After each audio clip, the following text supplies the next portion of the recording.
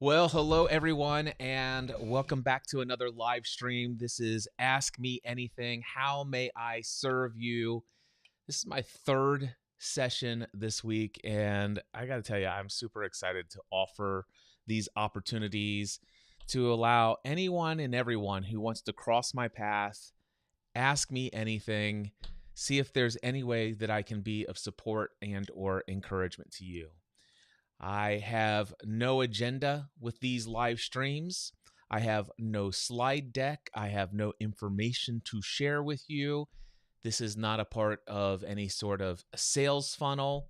This is not a marketing thing that I'm doing, although certainly there's awareness that happens and whatever all that stuff. But the purpose, the intention here is me to live today my number one dream in life, and that is, if money were no object, what would I want to do with my life? And that would be, I would want to devote my life to making myself available to be of support and encouragement to others through deep and meaningful conversations. That's who I am. It's who I've always been.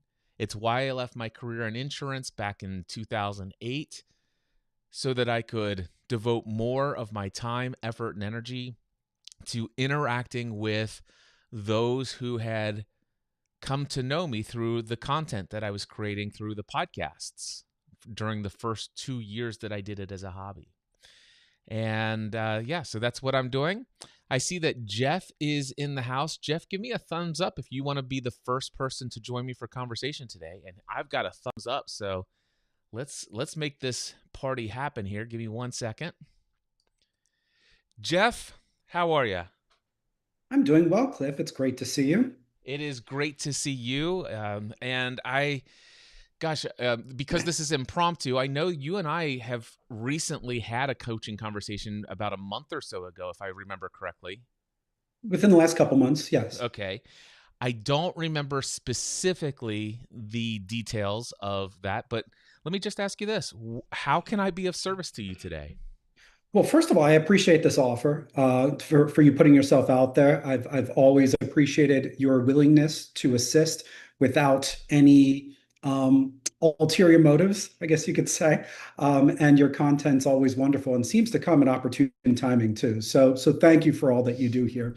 I don't exactly recall the impetus as far as where our conversation went initially and where it resulted, outside of me just really getting some good value out of it. Lately, I would say what's kind of encompassing my mind is where to focus my energy when it seems to be um, being pulled in a variety of different directions. Um, and kind of choosing between the head and the heart at times, meaning that I'm wearing several different hats, if you recall. All of them that are justifiable, whether it be, bringing in some level of predictable revenue, whether it be aligned to a purpose-driven passion of mine. But not one of those threads at this time seems to be where if I pull it, it can turn into something that is ultimately sustainable, or at least I don't have those assurances at this point. So patience has never been one of my biggest virtues. Whether it's self-inflicted or not, and there is a bit of a nudge from my spouse as well, that I need to figure out a scalable model sooner rather than later. So I do not kind of get stuck in this rut where there is no escape route. And yet at the same time, knowing my past track record, I also don't want to jump the gun, potentially burn bridges, or miss out on an opportunity because I was a little too impulsive in my decisions. I'm reminded of a book that was referenced to me before recently, of 3 Feet from Gold. And I feel like I'm kind of there. I'm digging and I'm about 3 feet from that gold. But if I stop digging, then it never happens. But if I dig in the wrong place, then I might miss out. So that's all my long-winded way of saying that having some clarity and some decisiveness or at least some assurances could go a long way right now with where I'm at. So, as you communicated all of that, there was a rush of memory of the conversations There that you you go. and I I'm have had. consistent. Yeah, I'm very familiar with the tone of what we discussed in previous conversation. So, okay, there's a couple of things that I hear here. Some of the things: where to focus my energy, pulled in so many directions. There's head and heart. Some things are pulled by the head, some are pulled by the heart. And yet none of it seems to be scalable, or some there I feel like I want some sort of assurance that whatever I choose is going to work out. I That's what think you I hit it heard. pretty accurately. Yeah. What if I told you that we all face this thing in life called the unknown? And there really are, at least what I'm tempted to just give a disclaimer and say few assurances in life, although I think my heart wants to say there are absolutely no assurances in life. There's obviously there's no assurance that I will be alive tomorrow. We've heard the phrase, we could get hit by a truck. There's no Mhm. assurance that I'm currently planning to be here from 1 p.m., which was 5 minutes ago, until 2:30 this afternoon. And if I have more people to talk to, I plan to go as long as people will be in queue to chat with me. But Mhm. there's no guarantee that I will make it through the end of this hour alive. I could die here on this live stream. There are no Perhaps a better word assurances. is certainty. Well, what's the Maybe difference? certainty has better semantic. Well, Yeah. tell me, what in your mind, what's the difference between the certainty that I'm going to make it to the end of the day and assurance that I'm going to make it to the end of the day?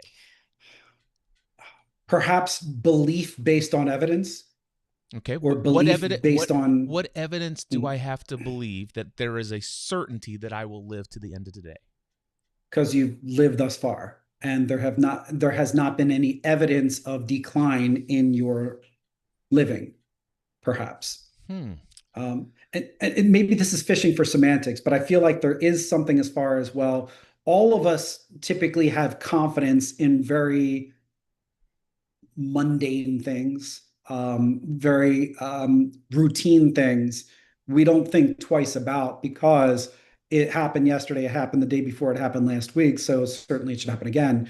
I guess from a career standpoint or a finance standpoint, I'm fishing for that same sort of through line where I was paid yesterday, I was paid the day before, I'm sure I'll get paid tomorrow based on the trend that has happened up until this point. Does that make It sense? it does, but do you see that the logic that causes your certainty is an illusion there as well? Perhaps an illusion, but it's an illusion that provides a level of comfort and confidence that is quite desirable at times. Okay. So maybe you borrow that logic and apply it to whatever you want to do. Choose one thing and build yourself an illusion that gives you the confidence to move forward. You make it sound so easy. Is it not more easy than that?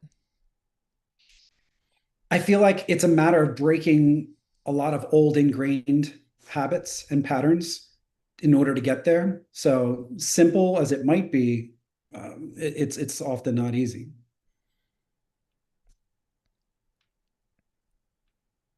It's often not easy. There's this internal dialogue. Oh, I get the thumbs up there too.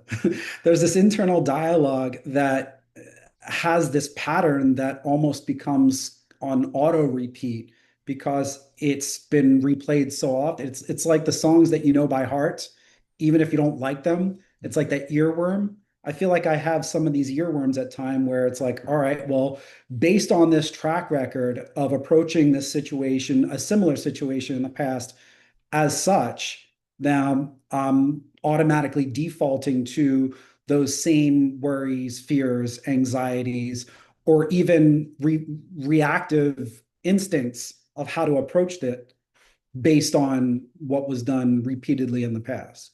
Okay, so basically what I hear you saying is there's the there's these voices in my head that are telling me stories and giving me narratives about past experiences, and they're just giving me all sorts of reasons why this might not work out. Is that what I hear you saying? It's at least providing pause. So what I believe that I've gained that I didn't necessarily have in the past up until recently is a lot more self-awareness. So when it's happening in the moment, as opposed to in the past years ago, where I would just kind of, um, for lack of a better term, fall victim to that mindset. Now I'm catching myself in the moment saying, oh, okay, I'm feeling a certain way. I'm feeling triggered in a certain way to respond in a certain way. But I also know that that certain way has not done me much good in the past. So maybe I should step back and reevaluate. And I've gotten that far. But Great. once I start doing the reevaluating, now instead of me becoming decisive on an alternative route, I get stuck in this paralysis by analysis of, well, where do I go from there? I know I shouldn't. It's like there's fight or flight, um, and fight wasn't working, and I know flight isn't working either. So I'm just kind of stuck in the middle of inaction as I hope that things will kind of work itself all out on its own. Gotcha. So one of the things that I hear is that you become, I love the phrase self aware. You become self aware that there are these voices that are going through your mind. And as a result of the narratives that are being told by the voices in your head, as you contemplate the images, or when you experience the imaginary forces of those voices and the thoughts and the creation of the motion picture in your inner vision, when you see and witness what those stories are telling you, you become aware that it releases chemicals throughout your bloodstream. And that causes you can feel the emotions that come from that, the cortisol, the stress hormones, the fear and the anxiety. And so you have become self aware that, oh, wait a second, I am feeling this way because of this story, and now I'm stepping back and aware that it's like, oh, okay, this is what's happening here, but I feel like I'm stuck here. It's like I'm aware that this is happening, but what do I do next? Is that what you're experiencing? Yeah, stuck is a good word. Okay. Well, now that you have come to this place of self-awareness and you're aware that these thoughts are running around freewheeling in your mind, telling you stories and narratives about how things based upon your past are not going to likely work out, or stories in your mind that based upon the past these things I can have certainty and I have assurance that this is going to happen. All of them illusionary thoughts of predictive engines. It's like, based upon my past, I predict this will be my future. That's all these thoughts are doing, right? Have you come to the place of self-awareness that you recognize that none of those thoughts are yours? To a certain extent, yeah. Yeah, Okay. that this is just kind of it's programmed based on past inputs, be they subconscious or conscious. Okay. And those inputs being from what sources would you say?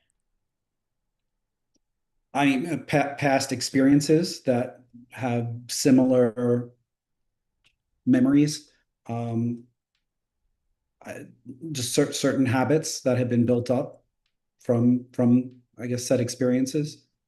Okay.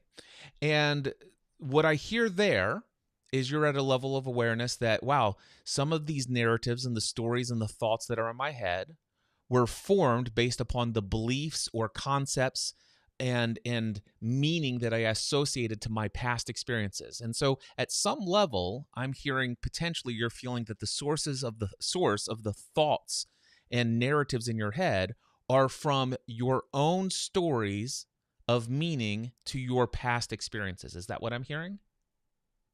I feel that's fair. Okay. Are you aware of any source beyond that?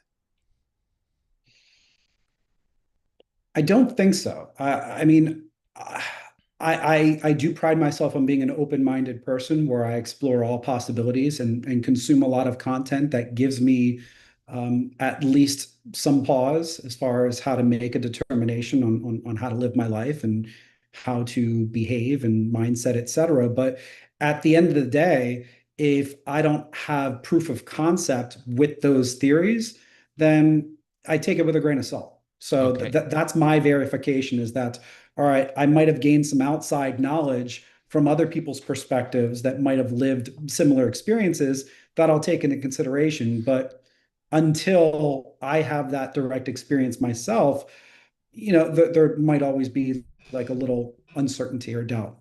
Excellent. So, the great news about what you're just now sharing, if you look into this from a psychology perspective, there is a part of your brain that you're referring to today that you have a discernment process. You have this the prefrontal cortex. There's a part of your brain that is critically thinking about the information or knowledge that's being presented to you. And so when you're consciously aware of what someone is saying to you or what somebody is telling you is the truth or what you should believe or what you should do, you, if you're consciously aware and not in a hypnotic state, there's a part of your brain that functions to say, is this true for me? And you can accept and or reject that information. And so that's exactly what you're saying here. Are you aware that for the first 7 years of your life, that was is it accessible? Unaccessible. It was not, you did not have access for the first 7 years of your life to that critical thinking capacity. And for the first 7 years of your life, by the way, I'm not going to suggest right now that everything I'm saying is absolutely scientific fact. All I'm going to tell you is I've read countless books that tell this story. I'm going to present it to you. You currently have the critical thinking capacity to choose to accept or reject it. But let me tell you what all of the psychology books in so many different ways, I've heard it from so many different people that I currently believe this to be true. So here it is. For the first 7 years of our life, our brain waves are theta brainwave states, which means that we're in this non-critical thinking brainwave state that causes us to absorb everything. For the first 7 years of our life, anything anyone says to us, whatever they tell us, we accept it to be true. And we begin to carry, let's just say, a backpack on our back. We call it our subconscious mind if you want to. It's just this backpack. And we just toss all of these beliefs, all of these concepts, all of these things. At some point when you were a kid, somebody told you that the letter A, the short sound is ah, but the long sound is A, right?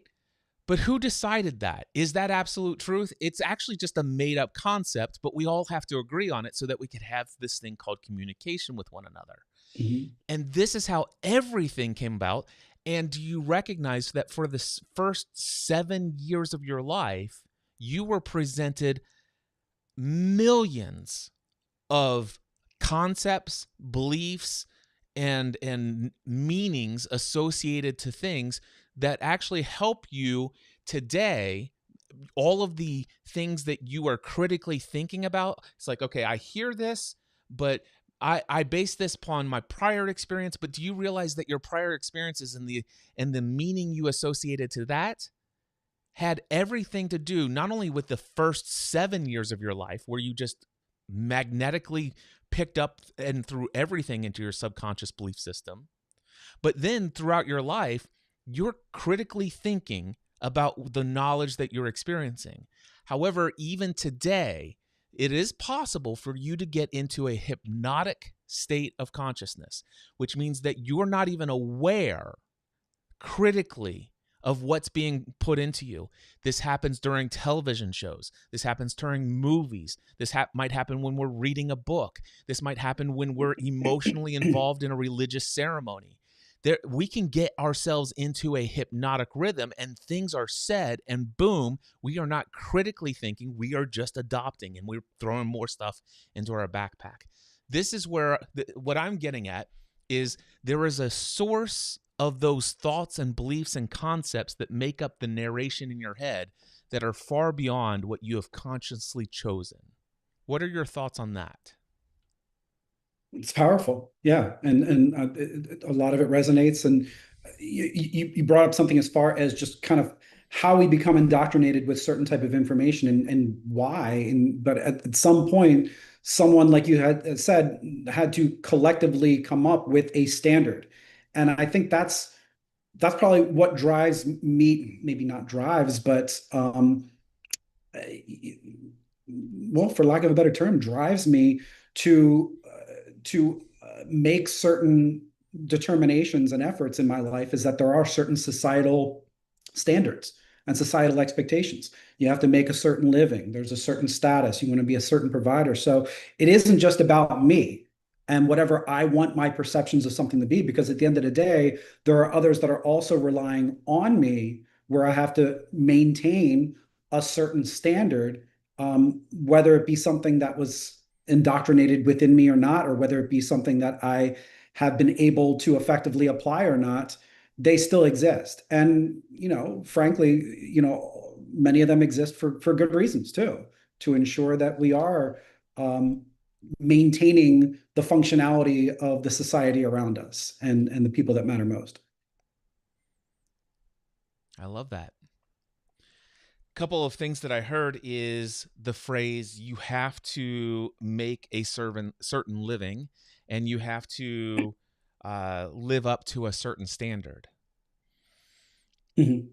And one of the things that I can tell you is that if you hold firmly to those two statements, oftentimes the decisions that you may want to make moving forward will be determined whether or not that is agreeable by society or by your local community, it just the people around you, whether or not they agree with what you're ready to pursue. And so oftentimes your subconscious mind might actually have an idea of something that you want to put your time, effort, and energy on. Going back to your original question, where do I put my time, effort, and energy?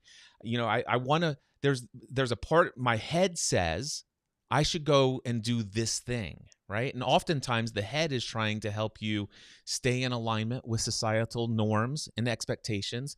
This is the thing that most people will agree with. This is the thing that I'll get praised for. These are the things that people will like me, and I won't, ruffle too many feathers and stuff like that.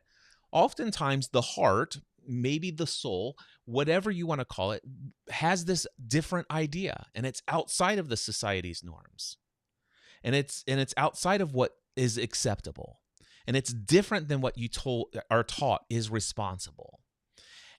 Yet it could be potentially viewed as the authentic you, not the you that is made up of what is my personality and what is all of my beliefs and what are all of the concepts that I have that I keep myself domesticated to the society's expectations of how I should be a part of this system, so that I can be a part, because that I've been trained and conditioned into. How, that there's that version of you, this personality that says, this is me, this is the responsible husband, this is the responsible dad, this is the responsible whatever. And yet there's a whole different version of you that might want to do something that is opposed to that standard. There may be a version of you that wants to spend your day doing something that has no clear path to earning the level that the society says you should earn. There may be something your heart or soul wants to do that doesn't live up to the standards that you've come to agree with in your subconscious mind. And so and when you talk about this, between my heart and my mind, there are these things. At one point, you have to realize that, okay, well, if there is something I truly want to do that my heart and my soul wants to do, and yet there's no clear path that is assured or certain that it's going to live up to these standards. The head says, no way, you can't do that, blah, blah, blah. And that's the thoughts. Those are the narratives, the stories that are being told in your mind. And it's the reason why I bring this up is like, okay, let's find out what the source of that is. Now we've come around to where is the source of all of that. Now what I want you to know is that a majority, an overwhelming majority of all of the voices, all of the thoughts in your head were never consciously created of your own volition. They were borrowed and inherited from other people. So you have an opportunity to now, and Mark Weiss, who is also, he's just listening in the background. He and I have had a conversation back in episode 772 of the Cliff Ravenscraft Show, and we just had another conversation yesterday that's going to come out in a couple of weeks in the Cliff Ravenscraft Show as well. But anyway, we were talking about deconstructing our personality. And that just, what are all of the beliefs? What are all of the things that this persona, Cliff Ravenscraft here, believes is responsible, that I should do? What are the right things, the wrong things? What is the responsible things? What is the right way to do business? What's the most responsible way to provide for a family and all this other stuff? And evaluate all of that. And then if there's something that I think authentically, my true self, my soul, my heart wants to go and do this, but my head says all of this stuff, says this stuff is irresponsible. Don't go do that. You can't do that. There's no assurance. There's no certainty. Well, then I have to evaluate why is my mind, what are these thoughts, what are these beliefs that are telling me that my heart can't have what it wants? And then I have to evaluate those and ask myself, are they true? And by the way, you get to choose. I can tell you right now, there's a lot of people who will listen to this and they're like, oh gosh, here goes Cliff. He has definitely gone down to the truth is relative. Yeah, truth is relative. Who decides that it's true? Who decided one day that the letter A with a long dash over it actually says A? And the letter A with a little M-lot or whatever that thing's called is ah. You know, somebody just made that up. It's not pure truth. It's just agreed upon. Isn't there a fine line though between interpretation and evidence? Like if there's hardcore, like, grass is green. If we've identified that color as green, green is a and concept. That's the okay, thing. Green is a concept.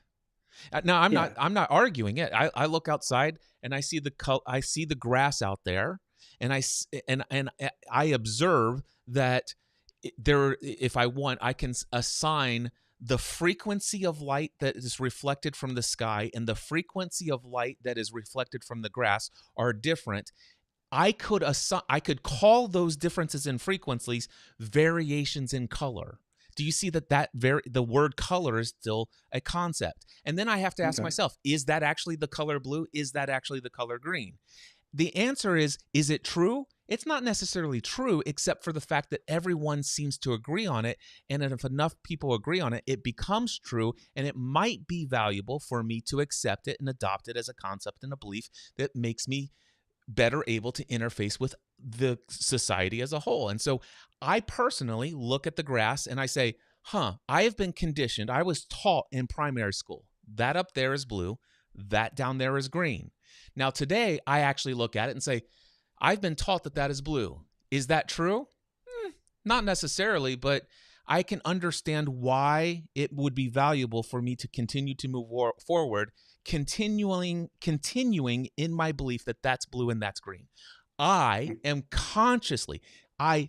unconsciously chose to believe it in the past. Today, I evaluate that belief and I say, do I still want to believe it? And today, yes, I look up at the sky, that's blue. I look down at the grass, that's green. I still choose to believe it. I've first deconstructed the belief. Where did I first hear about color? What is color? What is blue? What is green? Why are these called these things? What are these labels? What are these symbols? And then I deconstruct it, and then I get the opportunity to reconstruct consciously what I choose to believe. Now, I choose to continue to believe blue and green, but I don't consciously choose to continue to believe everything. So, for example, I do not believe that there is any certain amount that any of us has to make to be responsible people on this planet. I do not believe that I have to live up to anyone's standards, arbitrarily set as to what it means to be a successful husband and a successful father, a successful business owner. There are so many things that, quite frankly, when I chose what I want to do next in my life, My head said, no, this is not possible. This is not possible. This is not possible. Here's all of the stories. Here's all of the beliefs. Here's all the things that people have said. Matter of fact, here's a belief that came to me a while back. They said, the let's see, Michael E. Gerber wrote a book called E-Myth, and there's an entire community of people who believe and buy into the E-Myth, the rich dad, poor dad, the entrepreneur operating system. There's an entire community of people who say you are not a business owner if you do not have a business that can operate without you in the business. And if you have a business and you're required to work in your business, you are not a business owner, you're self-employed. Mm.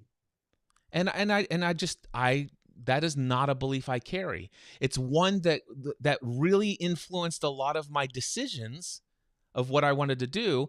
And it caused me to say, man, I really should think about hiring somebody to do this. I should be delegating this out. I should do this. I should be scaling up. I should be doing this. Those were the thoughts going through my head. And I began taking steps towards those. And I realized I don't like all of this. I really miss the days when I showed up every day and I did what I love to do and stuff like that. But you can't make enough money doing that. Well, I've proven the opposite to be true because I chose to deconstruct that belief. I chose an opposite belief that, I don't care if you call it a business or not. I'm self-employed. I have a business. It's registered. And here's the product and service. And I could tell you all the clients I've worked with. And I've made plenty of money over the last several years. And I'm a business of one. And so that's just one example of how I broke free from that narrative, those stories. And so one other thing I want to share with you, Jeff, is this metaphor that came to my mind as soon as you started talking about the thoughts in the head. I want to tell a fictional story. Let's just say this guy comes, this human-like creature comes, and he's an alien from another planet, all right? The whole reality on his planet completely different than our planet, right? And so he's not used to these things. Now, he comes to the planet Earth, let's just say in the mid 1990s, all right, before we have all of this internet streaming stuff. And he gets into a car. Now, he's downloaded instructions and he's learned how to drive a car and all of this other stuff. But all of the databases of material that help him learn how to live a human experience on the planet Earth, it's not complete. So he gets into his 1985 Honda Civic that, again, it's the mid-90s. He gets into his 1985 Honda Civic and there's a radio and he's like, oh man, this is great. What is this? And he asked somebody and they said, that's entertainment, and it's music. He's like, great. And so he turns the knob on and it's country music. Now I'm going to be a little facetious and tell you that's crap. I mean, this is horrible. Everything, it's like, oh my gosh, my dog just died. I just got divorced. I got this. It's like, and they're whining and they're talking. It's like, country music, this is terrible. And so he turns it off. But then he gets bored. He's doing lots of driving. He decided to take, as an earth job, he decided to take a sales role where he's driving 4, 5, 6 hours a day in his car. And so he turns the radio back on and and it sounds exactly like the last 100 songs on the country radio because all country music obviously sounds the same. It's all terrible. All right. And he turns it off. And so the interesting thing is that he didn't know what the other knob on the other side of the radio was. A dial to tune into a different frequency of communicated, broadcasted music. He could have, if he knew about it, turn the frequency knob and tune into a different broadcasted message. And so what I'm telling you is you could choose, okay, here's what my heart wants to do. All right? This is what my heart wants to do. And then you turn on the radio in your car, and there's this transmitted message. Every song is, this is why it's going to fail. This is why you failed before. And everything is a doom and gloom song about why what your heart wants to go do is not possible for you. All right. However, you could choose to say, wait a second. Do I believe that to be true?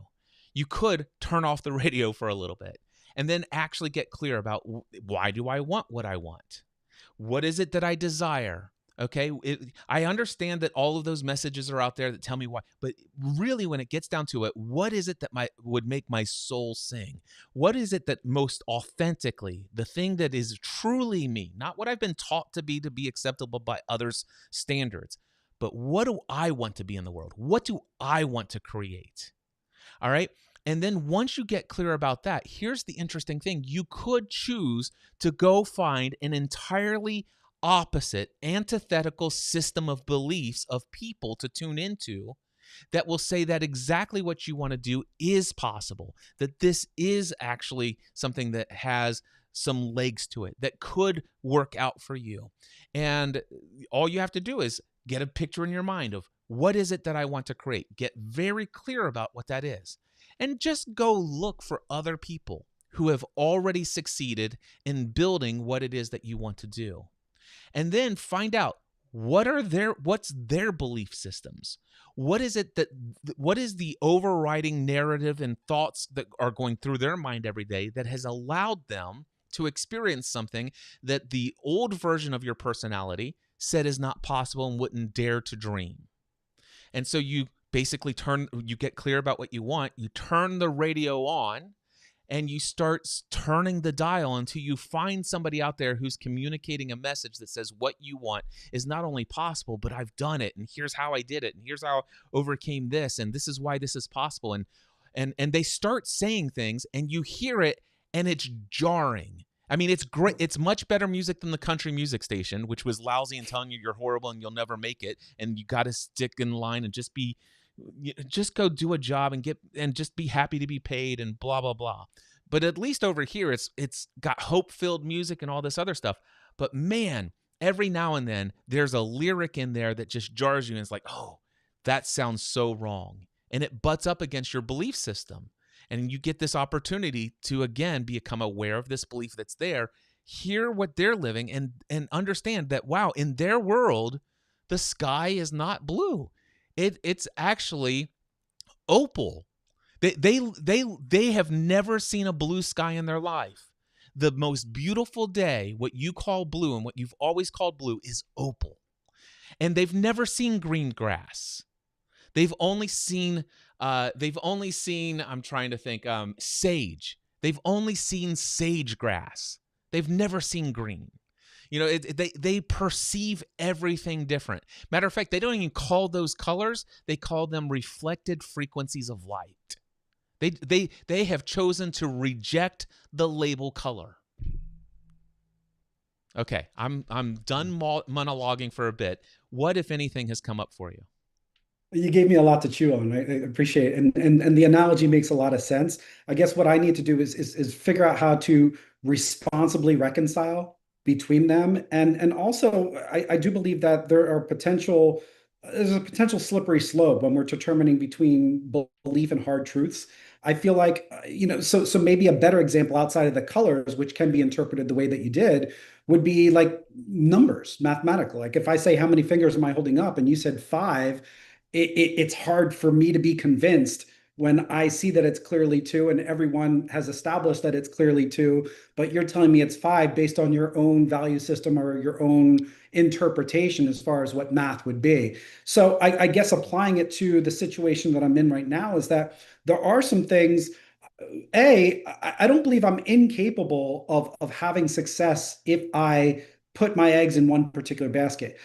Where my uncertainty and perhaps a little bit of trepidation comes in is determining which would be the best basket based on how, diversified those passions and interests are, A, and B, the track record of pursuing those passions and interests in the past and seeing as a hard truth what the resulting compensation was for those. Yeah. So that's kind of where I'm at, if that makes any sense, where I'm at this just kind of impasse of, all right, there's a few different options I have in front of me, and all seem desirable on surface if I can make it to the maximum potential, if I can achieve the ideal scenario of that particular situation, that sub scenario of that situation. But now it's just a matter of, all right, I the clock does seem to be ticking, not necessarily just self-inflicted, but seeing, all right, there's some impatience going on now with my spouse, and very understandable. There's maybe some concern with my children as far as, okay, are we going to be able to get the type of lifestyle we want, growing up long term? And that's perfectly understandable. So I'm sure that I could enjoy what I'm doing in the moment, but I also want to make sure that it's not short-sighted in such a way where it's at that sacrifice of others that mean more to me than any of that. Well, what I hear there is that I am, and this can be something that's very desirable. I desire my wife's comfort and my children's comfort of the provision of certain things. I desire that as a higher priority in my life than doing something else that might be more desirable to me personally, where I want to invest my time, effort, and energy. And if that's true, then by all means, go find the one thing that actually has the most likely path to great profitability, that gives them that lifestyle that they desire, that predictability of revenue and all of this other stuff. And chances are it's going to be a day job. Mm-hmm. And I'm okay with that. And I agree exactly with that because I think that's where I've landed at this point. However, it's a matter of figuring out what that is, A, and B, also believing that it doesn't have to be a zero-sum game. It doesn't have to be, do what drives me and energizes me and I'm passionate about, but struggle to stay above water to do so, or do something that's going to give me a very comfortable life long term that's going to provide a nest egg for my family, but be miserable at it. Well, There here's is the that thing: happy medium. being miserable in any scenario is always a choice. Fair enough. Love what you do, Have you read or the learn to book? love it. Have you read the book Man's Search for Meaning by Viktor Frankl? I have your respect. All right.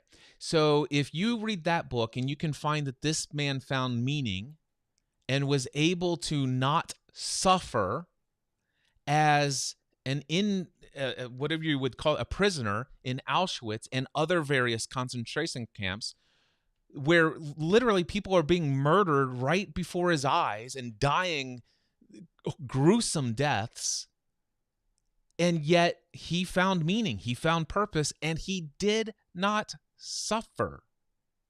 Okay, so I'll counter that because I agree he didn't suffer, and it's amazing that he didn't based on that and the strength of his mindset. I'd also argue that he wasn't necessarily living his best life either. He wasn't waking up every morning saying, "I He can't was wait to living his embrace the best day." life. I would argue he was absolutely living his best life. So It's hard for me to fathom that. would you like Yeah. to hear how I could come to that conclusion? Yes.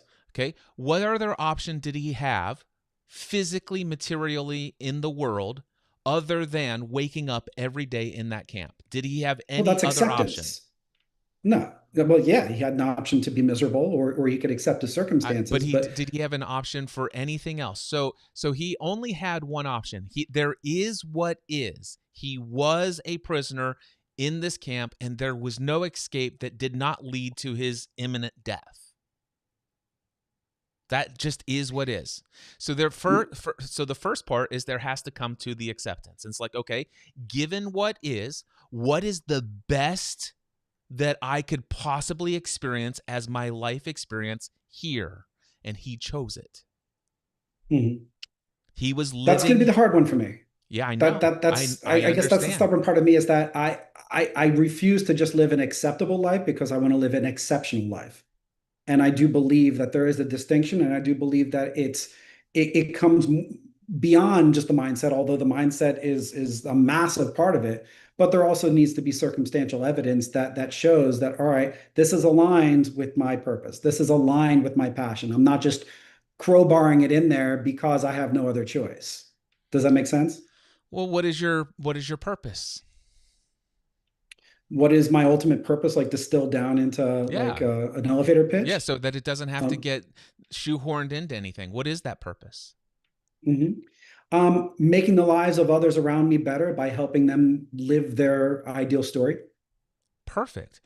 Is there now for me, if I hear that, making other people's lives better by helping them find, discover, and live their ideal story, I can't hardly think of a single occupation where I was a full time employee earning an incredibly lucrative, profitable income for my family, where I could not only do that in my career, in the job that I'm paid to do, but also do it on the side for free for anyone. I can't think of an occupation. I'm open to that guidance. I feel like I've tried. Well, give me one. Give me an occupation. How about high school, middle school janitor? You Mhm. want to try it? Well, I can try it, but then on the flip side, the caveat is that there are also certain things that maybe are triggers or are non-negotiables. It's kind of like a relationship. You know, you have the to-do list and you have the not to-do list, or the to-have list and the not to have list. And I learned from transitioning into a dysfunctional relationship into a very functional relationship, there are certain things that I would never accept anymore because it's just I know that that's not aligned to what makes me feel good about myself and my life. And then So, on the flip side, I know there are certain so non-negotiables that I want. Jeff, if you think about this phrase that you just said there, how I feel about me and how I feel about my life is determined by the people outside of me. Do you see how that phrase actually equates that? I feel like there's a partial determination. I mean, unless I'm living like a hermit, then I'm going to inevitably have interaction with people. There's no doubt And you will have interaction with people if you're not living the life of a hermit. However, do you think it's possible that you could live with other people and how you feel about you and how you feel about your life there is no suffering involved? Do you think that's possible, regardless of what they do or say? Because that takes me right back to Man's Search for Meaning again. And by the way, Viktor Frankl, I bring up this book because so many people know it. I literally just finished listening to a 13-minute audio message from a dear friend of mine who is pregnant, and she has cancer and is actually going through chemotherapy. And thankfully, the child in her womb is still growing, but it's a day by day thing. And I want to tell you right now, she is full time self employed. She has her own business. She has not been able to work in her business since this has been going on for the last several months. And her family is taking care of her. She actually has a port put in so that they can put food and nourishment into her body. And I want to tell you something. I have had people whose lives are absolutely like, it's like, man, they're living what you might consider to be a dream, and I still have coaching conversations with them, and they are suffering. They tell me mhm. about all the things that are just not right, blah blah blah blah blah blah blah. Here on the other side is this person I just got off the phone, or not off the phone. I just listened to a Voxer message from someone, and she gave me an update of what her life has been like since the last time I heard from her, which was about 4 weeks ago. And I've never heard anybody who has a more positive mental attitude, who is loving her life. She's, don't get me wrong, she says I'm not comfortable, I'm not healthy, but this is where I am. There is a radical acceptance of what is, and she, dare I say, is living her best life. Mhm. To be clear, I'm not suffering. And I am incredibly grateful for where I'm at in life and big picture. And quite frankly, where I am compared to where I've been is I'm probably living my best life that I've ever lived. I just want more. And I believe that I'm capable of more. And I'm just struggling to level up at this point. I've gotten as far as I've gotten, and I don't take it for granted whatsoever. And I am fully aware of people, many billions of people that have it worse off than me. I just, I want to live up to my highest potential. And I feel like there's just this one last blockage that I can't break through to, as selfishly as it might sound, have my cake and eat it too, but as selflessly as it might sound, for the purpose of paying it forward and giving it back once I get that. Let me ask you this. What would your life look like if you could have your cake and eat it too? Just give me that picture. What would it look like? Freedom is the first word that comes to mind. Okay, Freedom to tell do me how what I you're not want when I want. tell me how you're not free Um, now. the financial side of things is a big thing, is that there's not that certainty where I can plan ahead, where I can, invest in certain luxuries, and necessities, Let me with pause you a right level of there, certainty. Jeff. So let me tell you about somebody that I'm going to give you a story of one person, but it's literally going to be an amalgamation of three different people that I know. All right, because Okay. there are patterns. Okay, so this person, again, and just for anybody that's listening, I'm not talking about you, because I'm talking about three different people. Two of them know each other. That's all I will say. But I'm going to amalgamate their story into one story, because everything I'm about ready to say, all three people are going to say, Cliff, I can't believe you told my story like that. All right, and trust me, there's more than three. All right, so here's the deal. This friend of mine, he wanted to launch his own full-time self-employed business. All right. And quite frankly, he started out in a situation where he did not have a lot of income to make things happen. However, the one thing he did, he lucked into, or divinely was guided to, there was some sort of divine appointment that set up where he met exactly the right group of people at exactly the right time in his journey to give him exposure.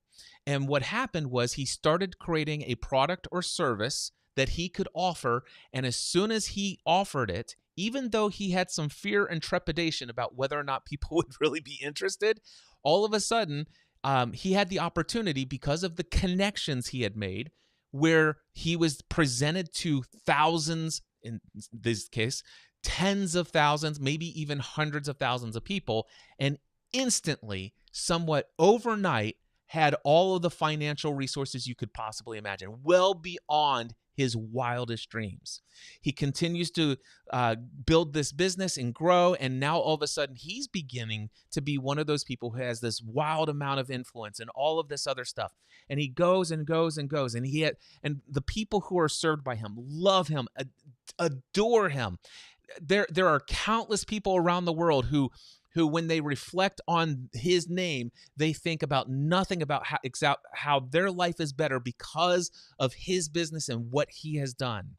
And then you go through, and all of a sudden he starts this, and he goes off here, and he goes over here, and he starts doing these kind of things. And then the world shifts, and the pandemic happens. And then all of a sudden, everything that was there, what he had built up, now all of a sudden, where he put all the eggs in one basket, now that's no longer profitable. It can't, not only is it not profitable, it's just not possible for a period of time and a season of time. And now all of a sudden, the business is not only not making money, it's literally costing money. And then all of a sudden, you get into a situation where millions of dollars had been generated. And now all of a sudden, after a couple of years, now millions of dollars in debt, or $1 million or more in debt, and bankruptcy, and I can't, just all this other stuff happening. And do you want to know something? This person has the same level of enthusiasm and joy and peace in his life as he did when he first started out and didn't know if he had anything that he could possibly pull it off. He'd experienced the wildest wild of dreams, but he never anticipated that what would happen over the last 5 years would happen. And because of that, because of uncertainty, because of because everything is not assured, even though he thought it was, this is the problem. It was an illusion. His certainty that what he had done and what he had built and what he'd been doing for the last decade would continue to work. All evidence was there to support it, Jeff. But it was an illusion. All of that confidence, all of that certainty swept out like a rug underneath his feet. And then all of a sudden, now there's no income. There's no profitability, possibility of losing everything. And yet, in this situation, absolutely no loss of peace, no loss of joy, no loss of fulfillment, still making his way through the world today. Now, what I just told you is the story of 3 different people that I love very much. And it's just a part of life. Life is not certain. It's fair. And I believe that I could accept that part. The part that I need to gain more clarity on is when I am faced with a firm decision to make, to just freaking make it, and have at least a level of faith that it's going to propel me in the right direction, as opposed to feeling like I need to hedge my bets, to at least have some sort of certainty cushion just in case. Yeah. Going all in feels like a risky endeavor, just like it would be investing, and something that is certainly frowned upon by financial experts, The is that you whole want to idea, diversify your stocks. I don't know where you are when you think about who you are as a human versus a spiritual being and a soul or whatever. But just pretend with me for just a moment, hypothetically, all right, that you are Okay. a soul that came into the planet Earth to experience a human experience in a physical body. But prior to that, you're a divine, perfect spiritual being. Do you know how risky this thing is we call life? This is the riskiest thing you've ever done, was choose to come in and take a human body on the planet Earth. It's risky. Every day you face potential death. But you've made it this far. You went all in on the human experience. Why not enjoy the flow of life? You say that I would really like to have faith to make a decision. Where do you find your faith? What is the source of your faith? Where do you place your faith? And where do you find the challenge to hold that faith through uncertainty and decisions that are not quite assured? That rhetorical, or you're asking? Either way you want to take it. Um, it's a fair question. I'd say a lot of it is, I don't want to say it's based around logic, but I also don't personify it. I don't label it. I've been through that. For a spiritual confession, I consider myself a devout agnostic, Okay. which means I strongly believe I have no effing idea, but I'm open to all the possibilities. I'm open to.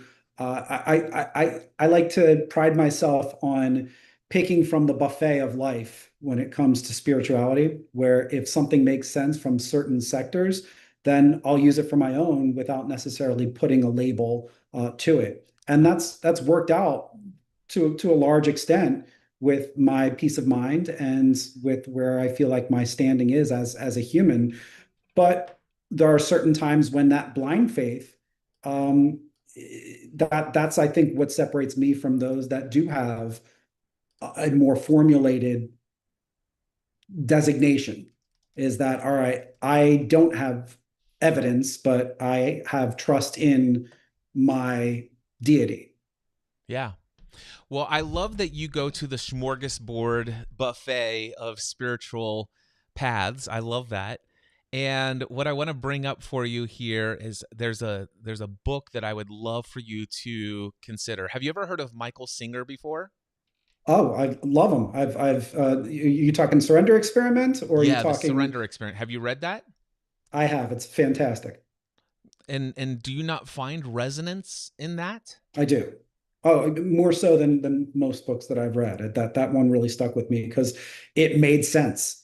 he provided, it was for a logical person like me. It's like, all right, well, Yeah. this is the inner voice, and this is what it's saying, and this is how you can redirect. So yes, that did resonate, and as well as the part where, and in his subsequent book, where it seemed like he was attracting all this stuff by chance because he was likely at the right vibrational frequency to bring it. Yeah. So you've read The Surrender Experiment, and by Mhm. Michael's. By the way, for anybody listening, it's Michael A. Singer. And did you read Untethered Soul? I did. In fact, that's the one that I actually preferred more. Okay. Now that I think of Same it, I here. had them. I've read both. The Untethered Soul was more of a, all right, this is what's going on in your inner voice, Yep. and this is how you can redirect. Whereas the Surrender Experiment was, it was good too, but it felt like a big humble brag at times. It's like, well, this happened, but then, I just let it happen, Well, and then this came isn't my way as a if you think result. about the Bible, isn't the four Gospels a humble brag about Jesus' ministry? Well, it could be, yeah. I mean, We the thing we could is go down a it, real big rabbit the, hole with that conversation. we certainly could. But I here to give you a different way of looking at the surrender experiment, it could be viewed. It certainly that's a valid perception. It's a humble brag, a guy talking about, look at what I've done, blah blah blah. Or you could look at it almost like the autobiography of George Mueller, Muller, or whatever.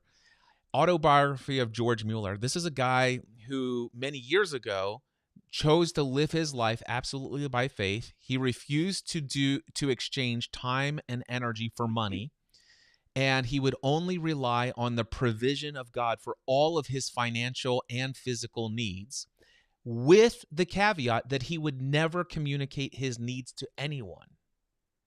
He would never fundraise. He would never let people know that there was any need. And he chose to live his life that way and journaled his experiences. And it's much like the surrender experience. The things that happened are miraculous. But what is the purpose of sharing those other than to say that how the world tells the story and narrative of you have to earn such and such money to be able to provide for your family or this or that. There's a different way of living, and other people have experienced it. And so, hey, here, basically, this is the alternative station on the radio dial. That's all it is. It's the alternative station. That's fair. Yeah. Let me ask you this. Have you read Living Untethered, his follow-up book to Untethered Soul? No, just those two. So I might have to The, complete the trifecta. it's not necessarily that you have to, but there, Okay. when I think about who comes across my path and the fact that you're here again today and we're having this opportunity to have another dialogue, the fact that you'd speak about the smorgasbord or the buffet of spiritual practices that you like to pick and choose from, and the fact that I'm thinking of Michael Singer, and you're like surrender experiment and untether. I've been there, read those, love that, and now all of a sudden I just recently finished his book Living Untethered. Now I study all different ancient traditions that I am confronted with that resonate with me, much like you. And what I can tell you is that Living Untethered goes so many layers deeper and continues what was actually briefly brought to the surface in Untethered Soul.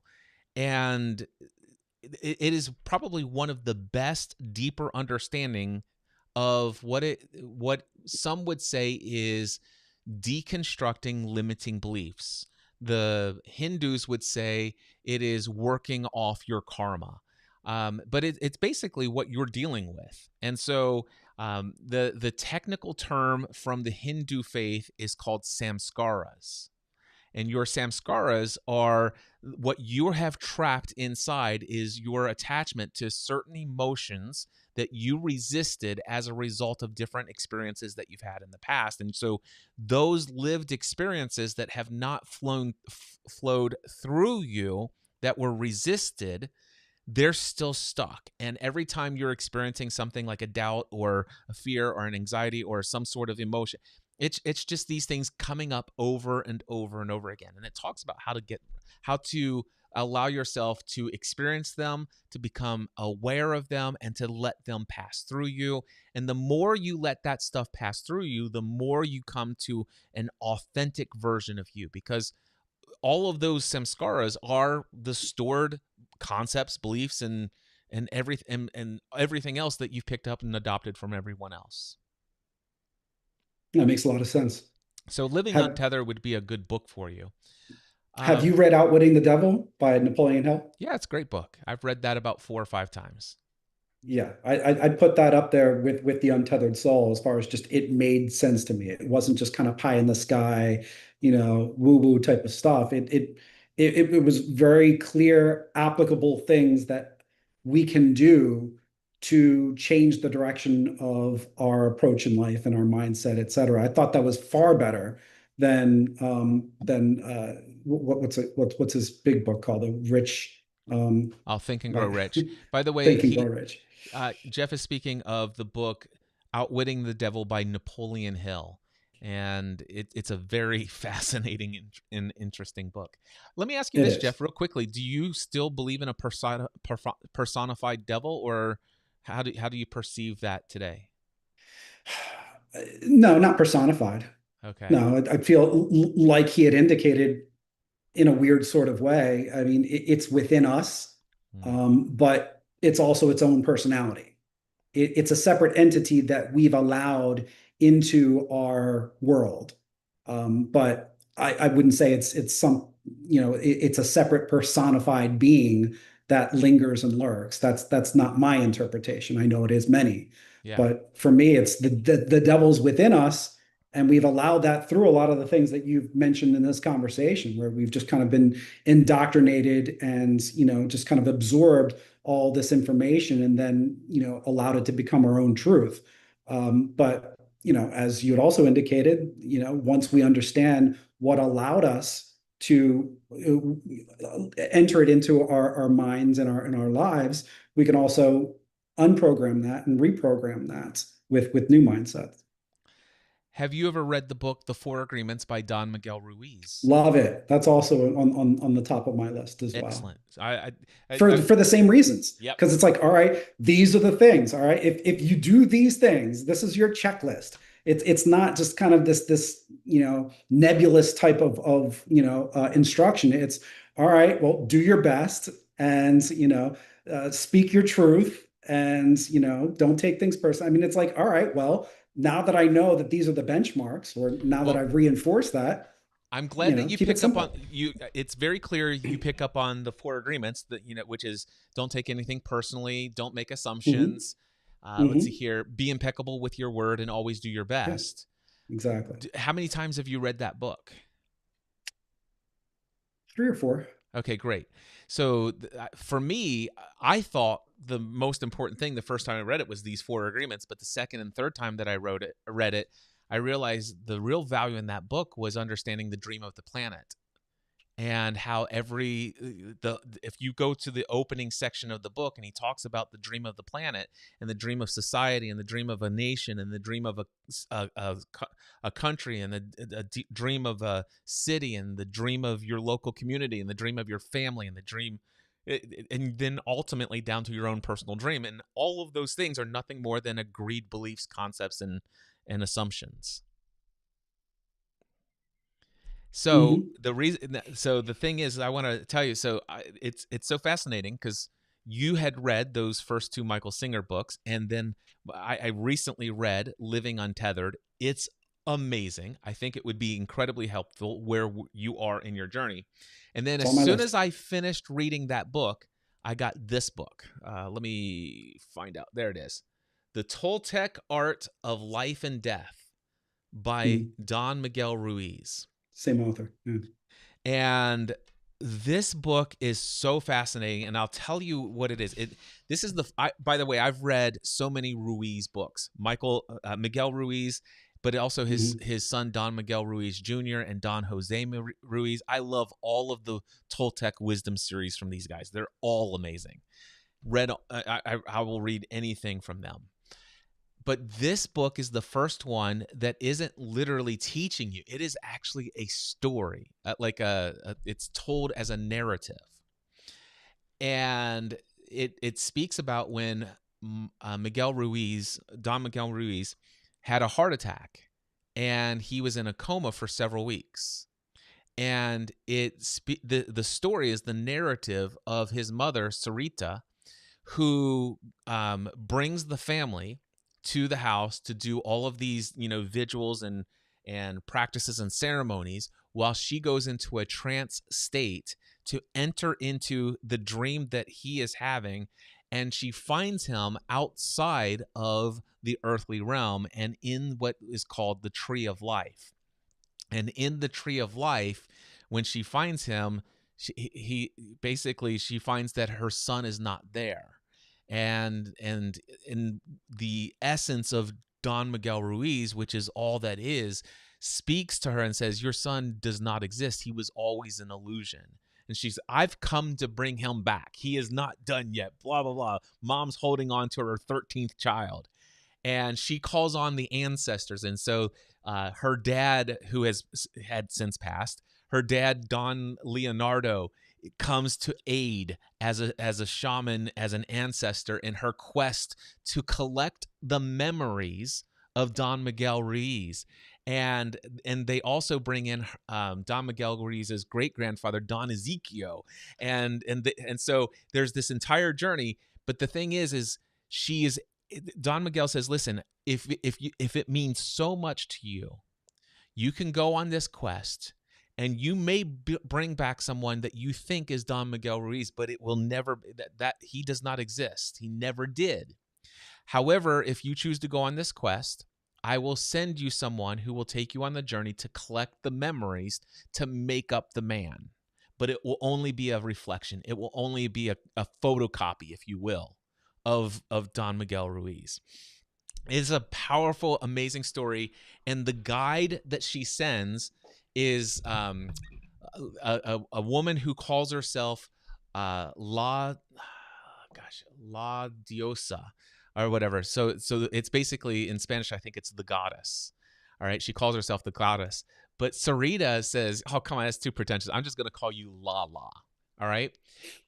Lala in the story is personified as knowledge or words, belief. And so basically there's this dialogue between Sarita and Lala.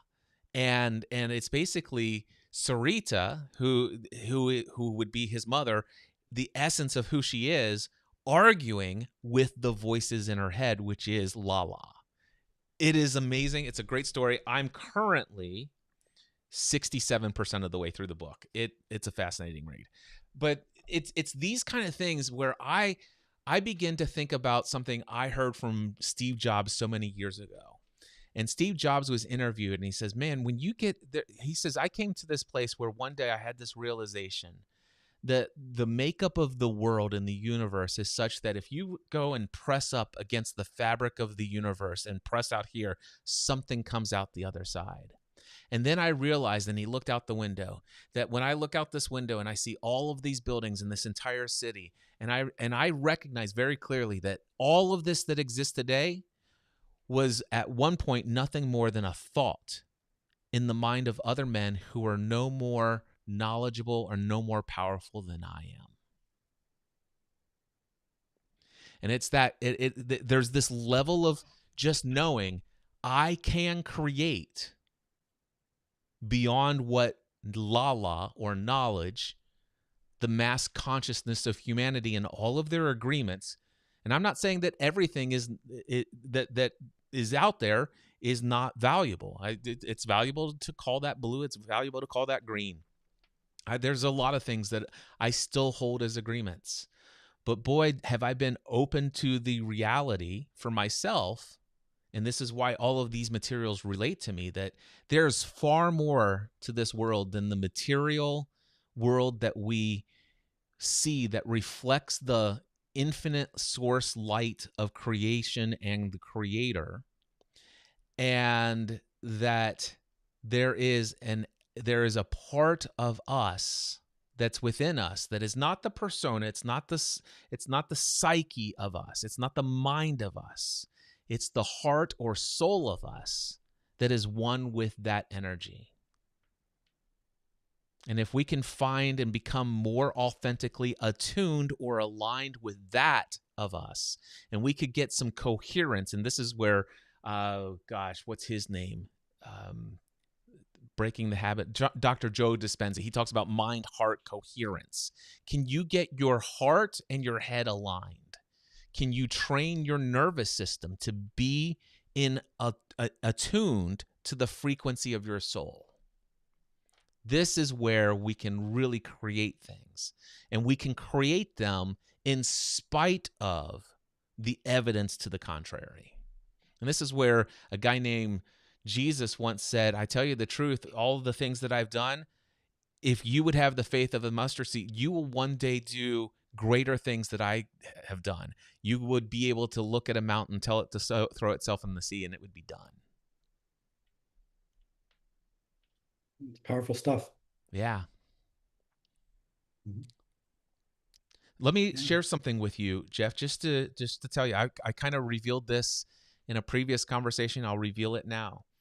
I some of that story that I told you before, I told you there are 3 different people that would, I'm not one of those 3 people, but there's so much a part of that story that also reflects from me. So I left my absolutely safe, guaranteed, secure job as an insurance agent. Let's talk about being able to financially provide for my family. My grandfather started an insurance business in 1937. All right. My dad took that business over. And then when I got married in 1996, I was brought into that business. And for 12 years, I worked there. And in my 12th year of that business, I had all of the documents. If my dad retired or if anything happened to my dad, I own that agency. Now, at the time, if that would have happened, I would be making personal income of just over $1 million a year. All right, that's what I walked away from when I decided to follow my heart, to go and find some way to spend my day answering more questions from people who were listening to my podcast, asking me very deep, meaningful things. They wanted to be supported and encouraged and equipped and all of this stuff. And I'm like, man, what would life be like if I could spend most of my day just being of support and encouragement to people, talking to people, helping people see things from a different perspective, helping people move forward and creating more of what they feel called to be in this world. And back then, I was very much from a traditional evangelical Christian perspective. And at the same time I was an insurance agent, I spent a decade in ministry as an associate pastor. So I was doing both of those simultaneously. And that was what I wanted. I wanted to be of service. I wanted to be ministering or pastoring and shepherding people, helping and serving. And I just like, man, I have all of this guaranteed income as an insurance agent, but all day long, Monday through Friday from 8 a.m. to 5 p.m., I'm sitting here pushing paper and pencils and all this other stuff when I have a heart and a desire to go do other things. And in spite of all of that income, hold on one second. Hey, Leo, go with Matthew. Go with Matthew. Sorry, my dog's here with me and my son just came home. I got sent home. Apparently I'm working too much. Okay. Too much overtime. Gotcha. All right, I love you. Just pick him up. All right, he's coming. Sorry about that, Jeff. All right, so I'm like, I want to go and do this. Now, I was making I can't remember, $2,000 to $3,000 a month or $3,000 to $4,000 a month, right around there. Certainly nowhere near as much as I was making as an insurance agent. But I thought, gosh, if I could do this much in my day in my free time, then certainly I could do this. But here's the situation. For 18 months, I was working 40 plus hours a week in the insurance office, and I was working about 25 to 30 hours a week doing all of this stuff as a hobby, just playing around. And it was just following my heart. And I had heard this quote later, and it describes how I got to where I was. And that was this: find something that you love to do so much that you'd be willing to do it all day long for free. and then become so excellent at doing that thing that one day people would be willing to pay you well to do it. Now, today, the way that I would actually say that is find that thing that makes your soul sing, that gets you excited to get out of bed, and find a way to make every part of your day reflective of that. Now, for 18 months, I did that while earning an income as an insurance agent and working until 2 or 3 o'clock in the morning doing the thing at night. Now, I had to actually, I had to overcome some things. Like, this isn't the most responsible thing as a husband. This isn't the most responsible thing as a father or whatever. Thankfully, I had a spouse who was very much supportive of what I was doing. And also, I was very blessed to have this thing that made my soul come alive that included her in much of it. And so it was her decision. I can tell you right now, the thoughts and the mind that I had would have never left my day job. It was my wife in September of 2007 who said, after I came home, I was absolutely mentally exhausted, burnt out, just absolutely devastated at the end of this one day. And my wife says, okay, enough is enough. And I'm thinking, okay, I didn't actually think, I didn't know what was coming next, but one might think it's like, okay, you need to stop all of this and take your day job seriously and put all this to the side. That's not what she said. She goes, enough is enough. I need my husband back. The kids need their dad back. We both know that you are called, and actually she says, you and I both know that we are called to do this work. And she's talking about the stuff related to podcasting. We both know that this, and she used the phrase and language that we resonated with at the time, that this is what God is calling us to do. And we also know that your day job has become a distraction from that. Tomorrow, you're going in and telling your dad that you're putting your notice in.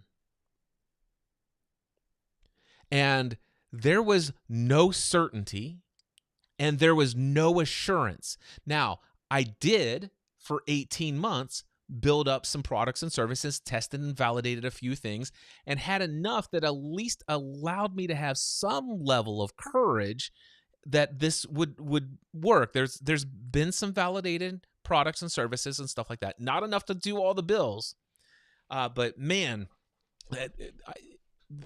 I've got my wife's support. My wife said, hey, if we have to sell the house and rent, if we have to move in with somebody, we'll do that. If I have to go get a job, she was a stay-at-home mom. We had 3 young kids. I'll do that. And I'm like, I don't think I'll ever get this opportunity ever again. And of course, I went in the next day and I told my dad. And I thought for sure, by the way, I made the commitment to do that because there was a part of me that was absolutely certain that when I went in to talk to my dad, he was going to talk me out of it. Like, this is no big deal. He's not going to let me leave. He's not going to let me do something so reckless. And when I told my dad, he's like, man, I've been waiting for months for you to come in and tell me you're ready to leave. He said, and in many ways, he recognized that I really wasn't there and I hadn't been there for months anyway.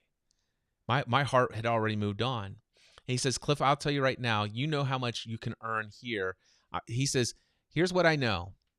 You will be far more successful in doing whatever it is you go do next than you could ever be as an insurance agent here. And with that, I gave him my 90-day notice. That was in September of 2007. December of 2007, I'm freaking out. I had just lost a major contract, which was $2,000 to $3,000 a month of income. There was a venture capital firm that was funding one of these things that gave us a bunch of advertising revenue and sponsor revenue, and they didn't get their next rounding, and they said overnight, we're no longer paying you. So now I'm a couple of weeks away, and $2,000 to $3,000 a month gone. And so I'm like, what do I do? And so I went to, I was podcasting about it, and somebody said, just go talk to your dad and tell him you want to work a couple of days a week. And I went to my dad and I said, hey, I want to talk to you for the next 3 months. I'd like to work here Monday, Wednesday, and Friday. And I will take Tuesdays and Thursdays and the weekends and work on my business. And he said, no. He says, listen, you can't serve two masters. You either put everything there or you put everything here, but you need to make that decision, and I want that decision by the end of today. And I told him, I said, I'm leaving. He's like, great. I hope you would. He said, I hoped you'd say that. He said, he says, if it doesn't work out, you could always come back here, but I never want you to ever be in this business and continue to ask the question what life could have been if you would have done that. So go find out. But I'm going to tell you right now, you won't be back. Now, the interesting thing, Jeff, I don't know how much you know about my story, but I worked 12 to 14 hours a day, 7 days a week for 9 months without a single day off. I worked around the clock, and I did not have any emotional intelligence. I didn't know anything about emotional states back then. I didn't know anything about personal and professional development back then. I knew nothing about any of that stuff. And as a result of that, I was a nervous wreck. I was eating emotionally, and I had no physical activity, and I was burning myself out. And finally, after 9 months, I decided to take 1 day a week off on Sundays. And I was only able to convince myself to take that day off by increasing the number of hours I worked the other 6 days a week. And on December 31st of 2008, my first year in business, I celebrated by doing a 24-hour nonstop podcast marathon, where I recorded 24 one-hour podcast episodes within 24 hours and published them all as I was going along in the background. At the end of that, my wife took me to the hospital because I was having severe intestinal issues that there was no way I could lay down in bed to alleviate the 10 out of 10 pain. Turns out that I had massive gallstones in my belly, and I had in my gallbladder, and I had a gallstone stuck in my cystic duct, and I was in the hospital for 2 weeks, and I almost died. All right, we're talking certainty and assurance.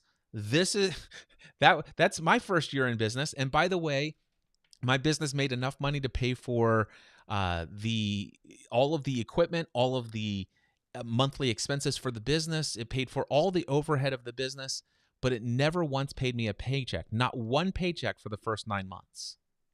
And then it was only in the last 3 months that I ever made any income. And if you look at the net income after taxes, I made $11,000 that first year in business. And you know what? At the end of that year, sitting in the hospital, the question was, do I go back to insurance? And to be real, it wasn't a question. Heck no. I was celebrating. Wow, I made it through that year alive. What an incredible thing. I almost died. My health was kaput. But you know what? That was one of the greatest gifts I've ever had, because that put me on a different journey of personal and professional development and growth. And it led to so many different things, which led to so many things. And then, Jeff, for me, I got to the place where I got connected to some people at the right place at the right time that put me in front of some people. And I had proven who I am and the value that I have. And all of a sudden, I'm making lots of money. And then all of a sudden, all of my money was tied to one-on-one. And I couldn't go on a cruise when I had an opportunity, except for the fact that an idea came out. Say, Cliff, why don't you do a group coaching program? I did that. I earned $16,000 in a 4-week program. And I'm like, this is amazing. And I started doing that. And that course ended up generating over $1 million in revenue just in course sales, and over $1 million in profit on equipment sales. So that just made me $2 million. And then I start doing other things. I become the director of podcasting for a major conference, and I get invited to speak around the world, all expenses paid. And I'm making lots of money, and big people want to talk to me, and all this other stuff and all of these other things. And I end up having my own annual conference right before COVID. And then COVID shut things down and changed everything in my world. In many ways, I was in a position where it worked out. I was making $29,500 every month consistently. But many times there were some months I made a little bit less, and there were sometimes I was making $35,000 and $45,000 in a single month, because everybody was struggling with finding clarity and peace, and I had already come to that place. People were struggling with their emotional up and down roller coaster. I had already mastered that. And so now people are coming to me. And the interesting thing is, over the last several years, I got less and less fulfilled by that layer of work. And today, I much prefer talking to people about deep identity level, soul level, identity related stuff. Who am I beyond all of this? Having these kind of conversations. And I recently shut down my paid mastermind groups. I recently shut down a bunch of other things. And today I only do one-on-one coaching with a handful of people, which most of those people, actually so far, the last 15 clients I've worked with paid me in full for the year, which means that there's no recurring revenue from any of that.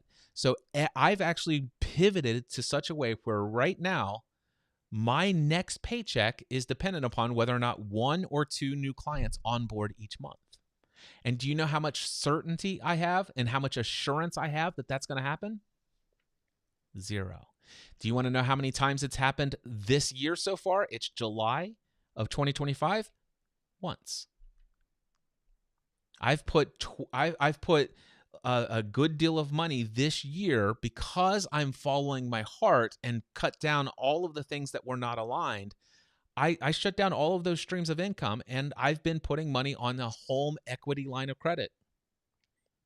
And do I look like I'm worried? Do I look like I'm anxious? I show up, I serve, and I do exactly what I know I am here to do. And I absolutely have 0 doubt that ultimately what I'm doing, people are going to see this. People are going to like, Cliff, I had no clue that you were talking to people about these things. The thing is, though, for the last few years, I've been having these kind of conversations privately, one-on-one with clients who get it and understand and are willing to pay well to integrate their identity as soul and spirit into their professional life. Whereas they don't have anybody else to talk about the fact that they no longer believe what they inherited as their faith. So they come to me. But I'd always hidden that in my public content because a couple years ago, I was very public about it. And I would, just mentioning, untethered soul or, the 4 agreements and stuff like that. When I started talking about things like the law of attraction and I would lose clients. There was one podcast episode. I lost $70,000 in 1 week because I authentically spoke where I am today. And then I tried for the last couple of years to hold on to it for more certainty and assurance that I could actually have clients. And recently I said, no, I'm done with that. And in fact, I'm certain now that the lack of clients has been because, well, the people who have been attracted over the past several years, the tens of thousands of people who know me, where an overwhelming majority resonated with me as an evangelical Christian, that's no longer resonating with them. And nobody else who's not that isn't aware that that's no longer who I am. And so I'm just out here following my path. No assurance, no certainty, but absolutely loving life every single day. Jeff, what, if any of that resonates with you? Much of it. And your story is very reassuring, as ironically as that is to come full circle. So I appreciate that. And I've found this conversation very fascinating, very enlightening, and you've given me a lot to think about. Sweet. Are you going to read Untethered Soul and the Miguel Ruiz book? Well, I'll read that sequel, so The Living Untethered, and then I'll read the Toltec with Miguel Ruiz. I mean, I'm already a fan of both authors, so the fact that you had mentioned on this call, I feel like there's a reason behind that as well. So I love it. Pursue. I would love to invite you after you've had an opportunity to read through both of those. Mm-hmm. Would you be interested in coming back here in a platform like this and having a follow-up conversation? Absolutely. Sweet. Jeff, has this been valuable for you today? It has. I really appreciate the opportunity. And, just having discussions like this is very energizing because, certainly we seem to be on a very similar frequency. And it's nice to be heard in such a way where I know that you get it.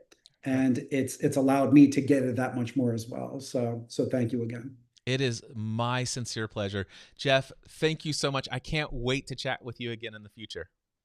All right, we'll do it again soon. All right, I appreciate the time. All right, see ya. All right, All right, thanks. I See see ya. Michael Jones has joined in here. Let me see if Michael, are you there? I am here. All right. How are you? I have never been better. It gets better every minute of the day. Would you be interested in coming up on video and chatting with me? Yep, if you give me just 1 second, having a little camera delay here. I think we're out, kind of past your time. I got one Oh, question for there you. is no such thing as past my time. My thing is that if there are people in queue, I will Mhm. continue. So All right. just Just about there. that's fine. Take your time. I'm in no rush. I do need to figure out how to get rid of that. Okay, there you are. And let's put you right there. Right off the shoulder. All right. And you know this is being recorded. Ah! Michael, how Mhm. may I serve you today? Well, I've been kind of mobile, so I've been listening on YouTube to you and your last discussion. And one of the things that I've always wondered about, and your discussion about your journey with the insurance and with all the other things that you got going on, is I believe that a good entrepreneur has a high tolerance for risk, Yes. right? And so your decision to leave a very lucrative business in insurance was a risk to a degree. Now you did it for a reason because you wanted something different and you wanted to serve differently. And then you were talking about the home equity line of credit. And I'm thinking, wow, I don't know that I got the stomach to do that. But I'm not in your position. I don't know what you know. I don't know, those kind of things. So what's your impression of that? I've let that, of course, if you what's that quote that if you something for your limited beliefs and you get to keep them, what's the word I'm missing? If you defend Fight your for, or yeah, yeah, if you defend or defend. fight for your limiting beliefs, you will always get to keep them. Yay. So, so that's my thought about risk tolerance as an entrepreneur. And I wanted to get your thoughts on that. Well, risk tolerance is nothing more than a perception game. Mhm. One of the things that was in the conversation that you witnessed just a few moments ago when I was talking with Jeff was the idea that coming into this world and having a human experience is risky in and of itself. We face death every day, and none of us is guaranteed to make it to the end of the day alive. One of the things that I said in the beginning of the conversation I had with Jeff was the fact that it's 2:36 right now. I'm not guaranteed that I'll make it alive to the end of our conversation. I could drop dead in the middle of a sentence. So when I think about risk, the reality is that nothing is truly certain, nothing is truly assured. And I've come to more belief in the fact that there's nothing more risky than actually just living life. And so when I think of it from that perspective, the other thing is okay, if I think about what the world standards of success and all this other stuff, and at some place you should have this kind of money, blah, blah, blah. Here's the one thing I do have some level of certainty about, that if I die, I'm not taking any of it with me. All right. So there's no amount of money that I could have in any sort of bank accounts where that's going with me anywhere.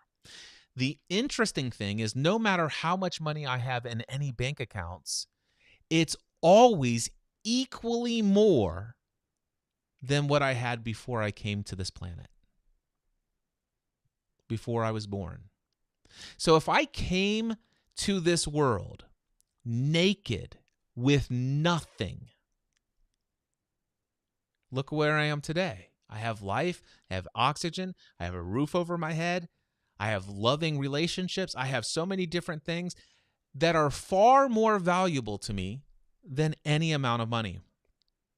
There was a gentleman that I have been engaging with via email. He recently reached out to me and he shared with me a couple of episodes to a podcast he used to produce many years ago.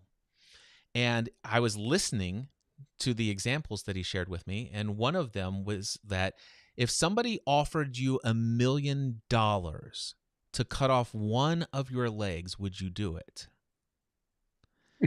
And almost every single person on this planet would say no. So obviously, that you're having the use of both of your legs is worth far more than $1 million. And do you wake up every day and think about how thankful and grateful you are for the fact that your legs are there and operational? And we're not guaranteed that. You know, we could have a history. I've got 54 or 52 plus years of experience of waking up days with my legs working. I'm not certain or assured that that will be true tomorrow. But you know what? I'm incredibly wealthy so far with the legs that I have. And I could sit down and go through it, all of those things. But the thing is I've come to a place in my life where I recognized all of it could be taken away. My kid, any one or all of my kids could be taken away. My wife could be taken away. My money could be taken away. My health could be taken away. Everything I have is not certain. And as soon as I got rid of the illusion that all of those things are permanent, I'm like, I became a dangerous person with my decisions when it comes to society standards. So what comes up for you as I share that?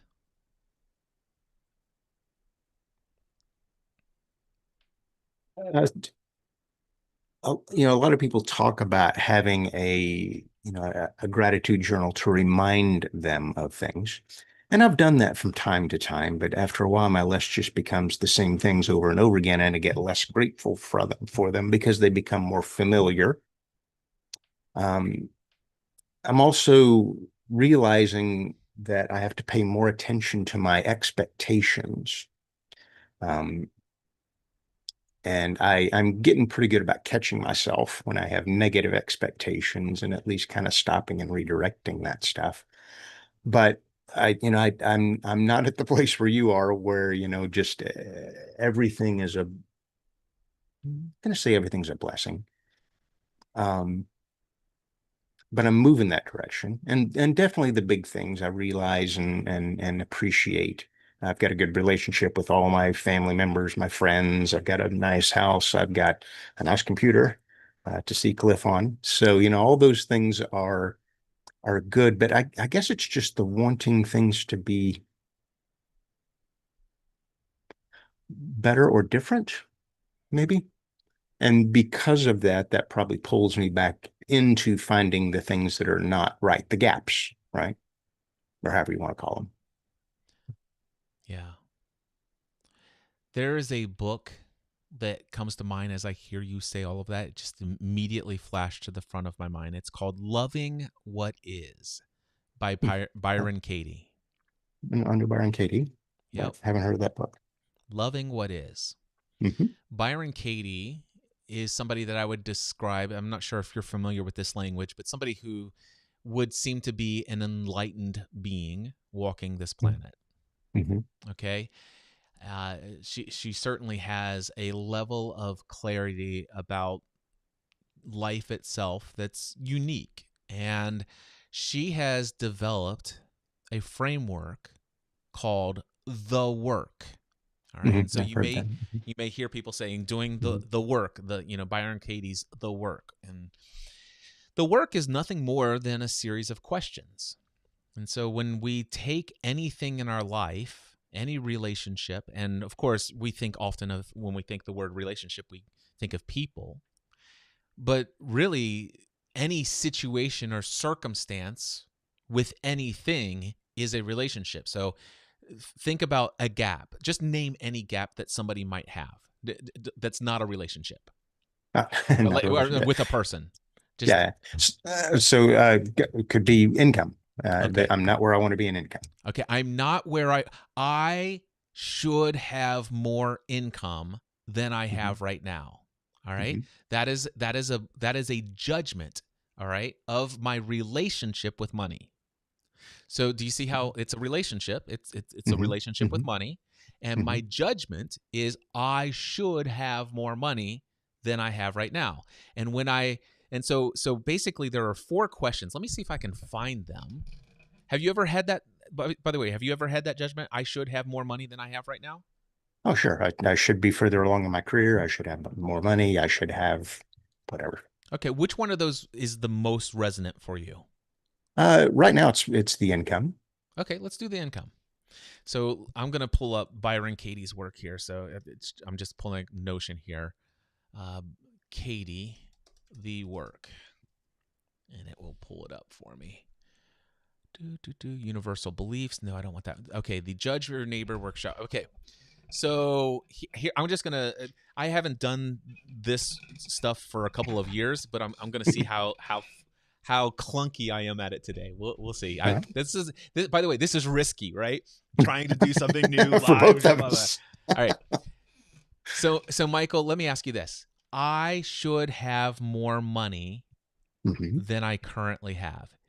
Is that true? Yes. And by the way, these are yes or no questions. Is that true? I should have more money than I currently have. Is that true?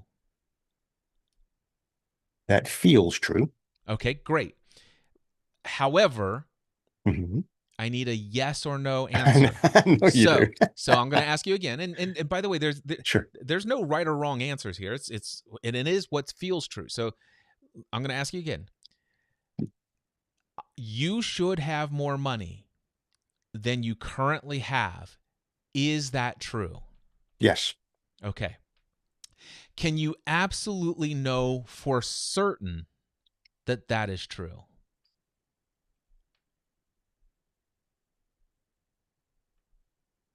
Yes. Okay. Perfect. All right. The third question. When you have absolute confidence that it is true that you should have more money than you currently have, how do you react or what happens when you believe that thought? That can't be a yes or no. That one's not a yes or no.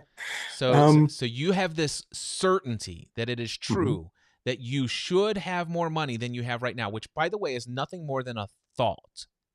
Expectation, yeah. All right. How do you react or what happens when you believe that thought? The first thing that pops in my head is just it's a different energetic state, right? So describe the energetic state. How do you react and what do you feel? What happens? What is it? Don't describe what it is, but tell us what it is. When you without believe describing. When you believe the thought you should have more money than you currently have, how do you react? What happens? In some ways, it makes me a little more driven to find a solution. In some way, it makes me a little less focused on one solution because I'm looking at multiple solutions. I probably am not as focused. I'm probably less creative and more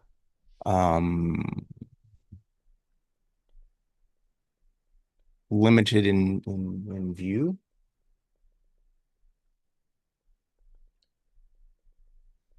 So I heard I am less focused, less creative, and limited in my perspective when I believe that thought. Yes?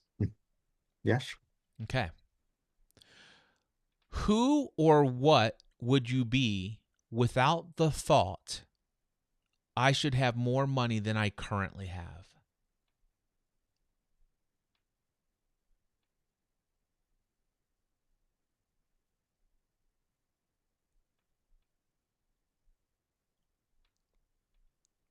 I'm debating whether that's just the opposite of all the things I said,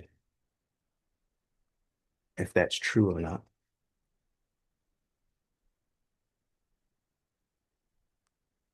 It's probably mostly true. Have you ever had a time in your life where the thought did not preoccupy you that you should have more money than you currently have? Sure. All right. In those situations, what was true about you then?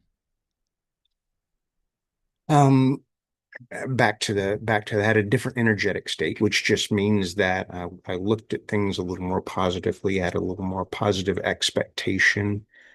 I enjoyed things more because I was able to help people. I was able to do things. Uh, I was able to have more choices, which gave me um, back to more opportunities to have an impact. Excellent. So, can you see any good reason to drop the thought that I should have more money than I currently have? I think it's because I'm concerned I won't be as driven. That's so. So let me ask you. Let's do this one real quickly Okay. as a yes or no question. Can you think of Uh, any good reason to drop the thought I should have more money than I currently have? a good reason, yes. Okay. What's that reason? I think it'll put me in a different state, a state that may be a little better for good solutions and less flailing.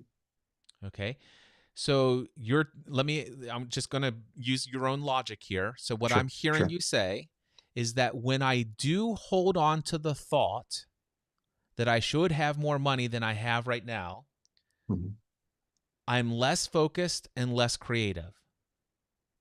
But your good reason mhm, for holding the thought that causes you to be less focused and less creative is mhm. that it's more likely that you'll find your way to success and more money without flailing. Is that all? Does that align?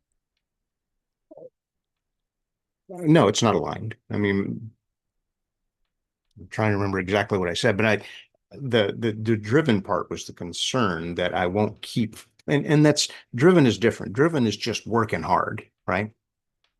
Driven is just trying to find a way to push through.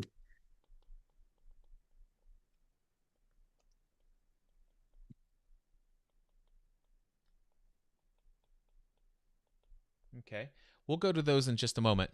But let me ask uh, you're by your own statement, it's not aligned. That I mean, because it sounds to me like what you want is less flailing Mhm. and a clearer path to revenue. Sure. But your own understanding, you and I have done some one-on-one coaching in the past, several different packages we've worked through, if I recall Mhm. correctly, right? Mhm. Mhm. So I'm very much aware of several conversations you and I have had before. So you and I already know enough to know that you understand clearly that for you to have the most effective path to more revenue and the least likelihood of flailing, you would benefit if you had more focus and more creativity and access to creative thought. Yes? Mhm. Yes. Okay, so I'm going to go back to the question. Can you see any good reason to drop the thought that you should have more money than you currently have? Can you see any good reason for you just to drop that thought altogether? Even though in your own mind it's true, but it's still nothing more than a thought. And when you think that thought, you have less focus and you have less creativity. So, with that, can you think of any good reason to drop the thought? Just lay it Yes. down. Yes. What's the good reason? More creative, more focused. There we go. I love it. All right. Mhm. Now, here, final question. Yep. Can you see any good reason to keep the thought? Hold on. I know you might want to go and be tempted to go to driven. All right. Sure. Listen to the full question here. Can you see any good reason to keep the thought Mhm. that does not cause stress?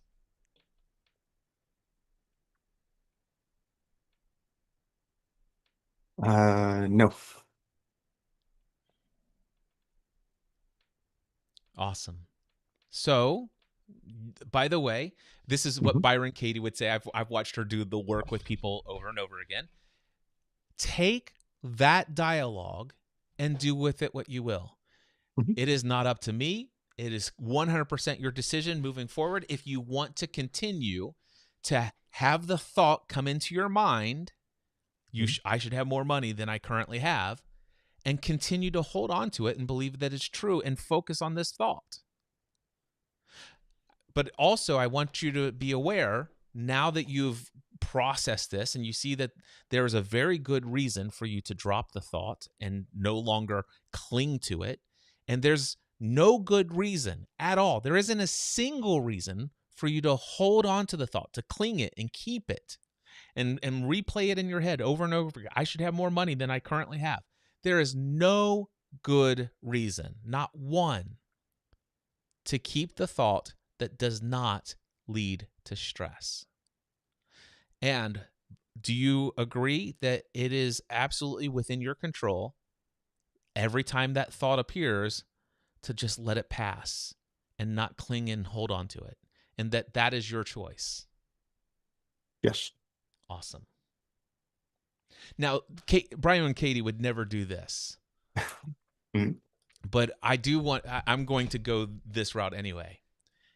You have exactly the right amount of money that you should have right now. You want to know how I know that to be certain?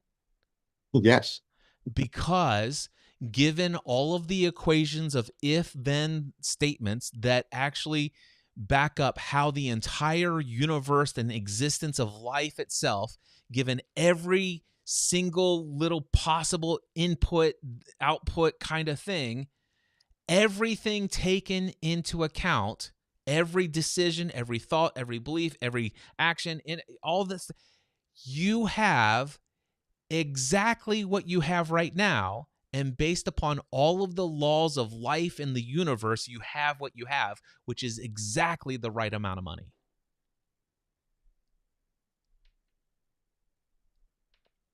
And there will never be a day in your life where you don't have exactly the right amount of money than you have, than you should have. You should always have exactly the amount of money that you have. You may wake up one day in the future and have you may have millions of dollars in net worth.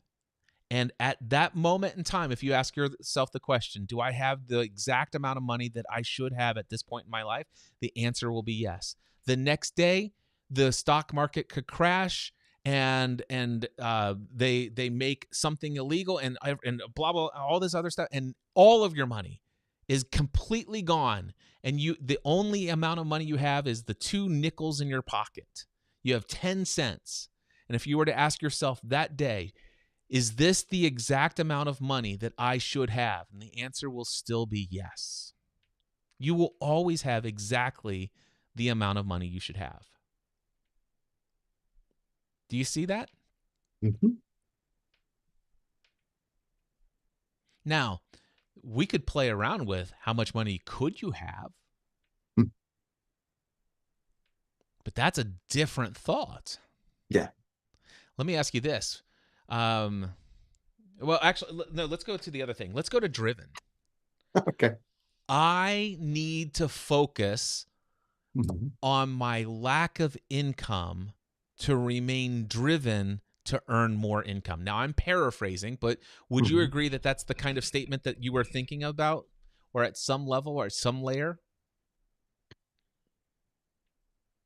Yeah, there was some word in there that I was hesitating at. But Yeah. yeah, I mean, I do think that, when you're behind on something, whether that's perception or whatever, that a lot of people um, want to want to close that gap, whatever that happens to be. So if I need to, make payroll, I'm going to get busy so I can make more sales so that I can make payroll. Um, and if that wasn't a pressure, maybe I might not work so hard. Maybe. All right. So we've got a lot of maybes and a might Sure. nots. Sure. But is there anything in you that said, I mean, well, let me ask you this. Do you think that it Mhm. might be possible for you to be driven to generate income without the thought that that there's a gap? that there's I'm somehow lacking. I should have more than I currently have. Do you think it's possible to be driven without that thought? Yes. All right. So let me ask you this. Mhm. What do you think might lead to a more compelling, enjoyable, and fulfilling life? Being driven internally by some other means, or being driven by a focused feeling of lack that I don't have enough? Sure. The first one, the internal. Yeah. So Yeah.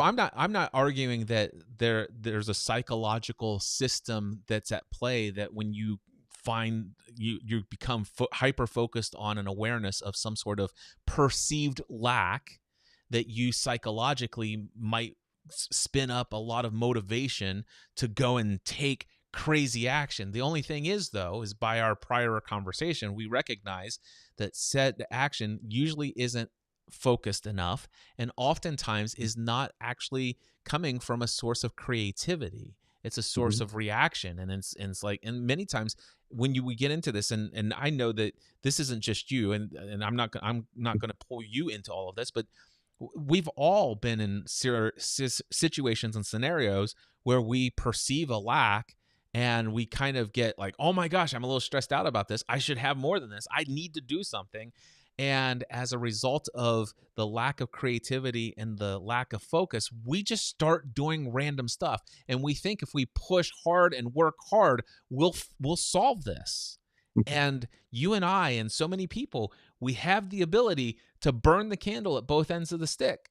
And we will go and work countless hours. We will do and take massive action. And we may make some sort of progress, but is it sustainable?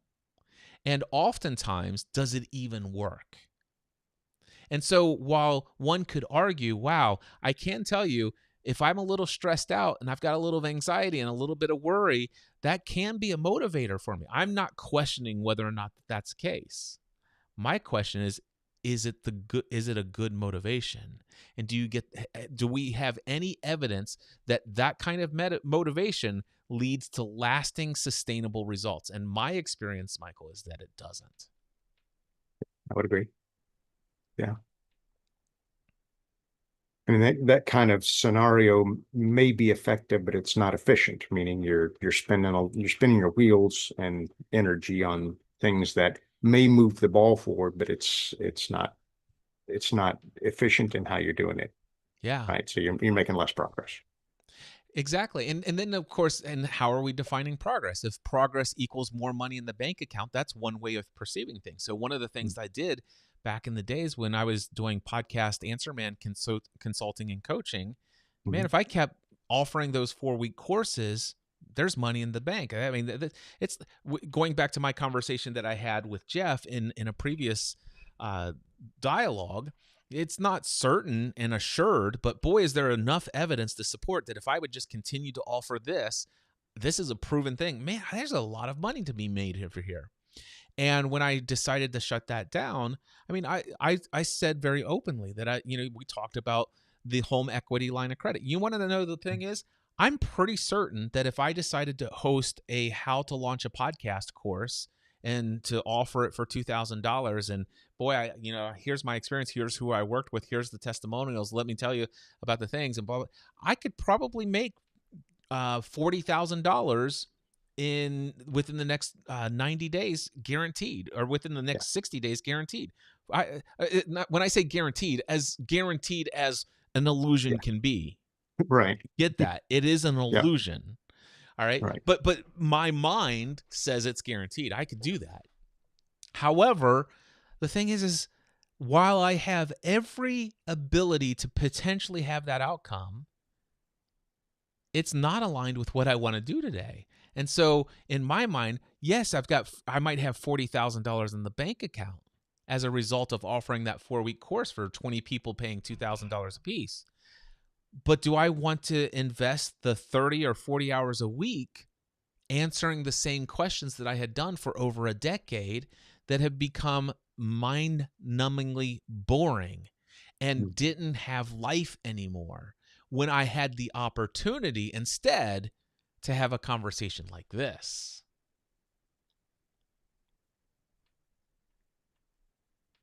Yeah, a lot bigger impact.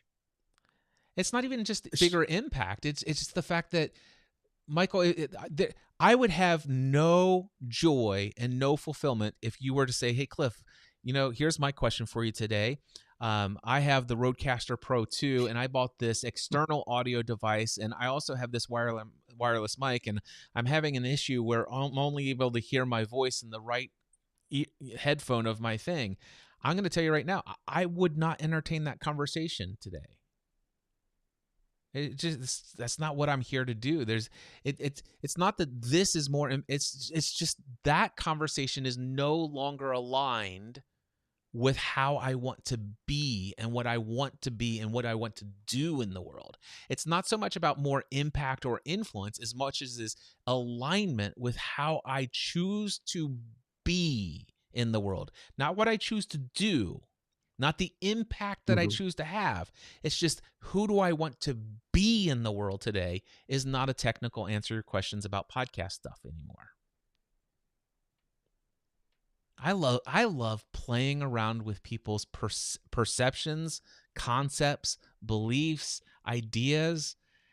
There are things that I perceive that I have an understanding of that is that has escaped the awareness of a majority of humans, and because of that, it's super easy for me to see where people are stuck and ask some questions that poke holes in people's perceptions of their stuckness.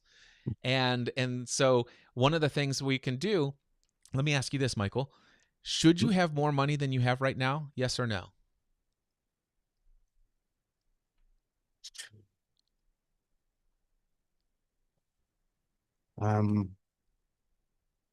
No. And why not?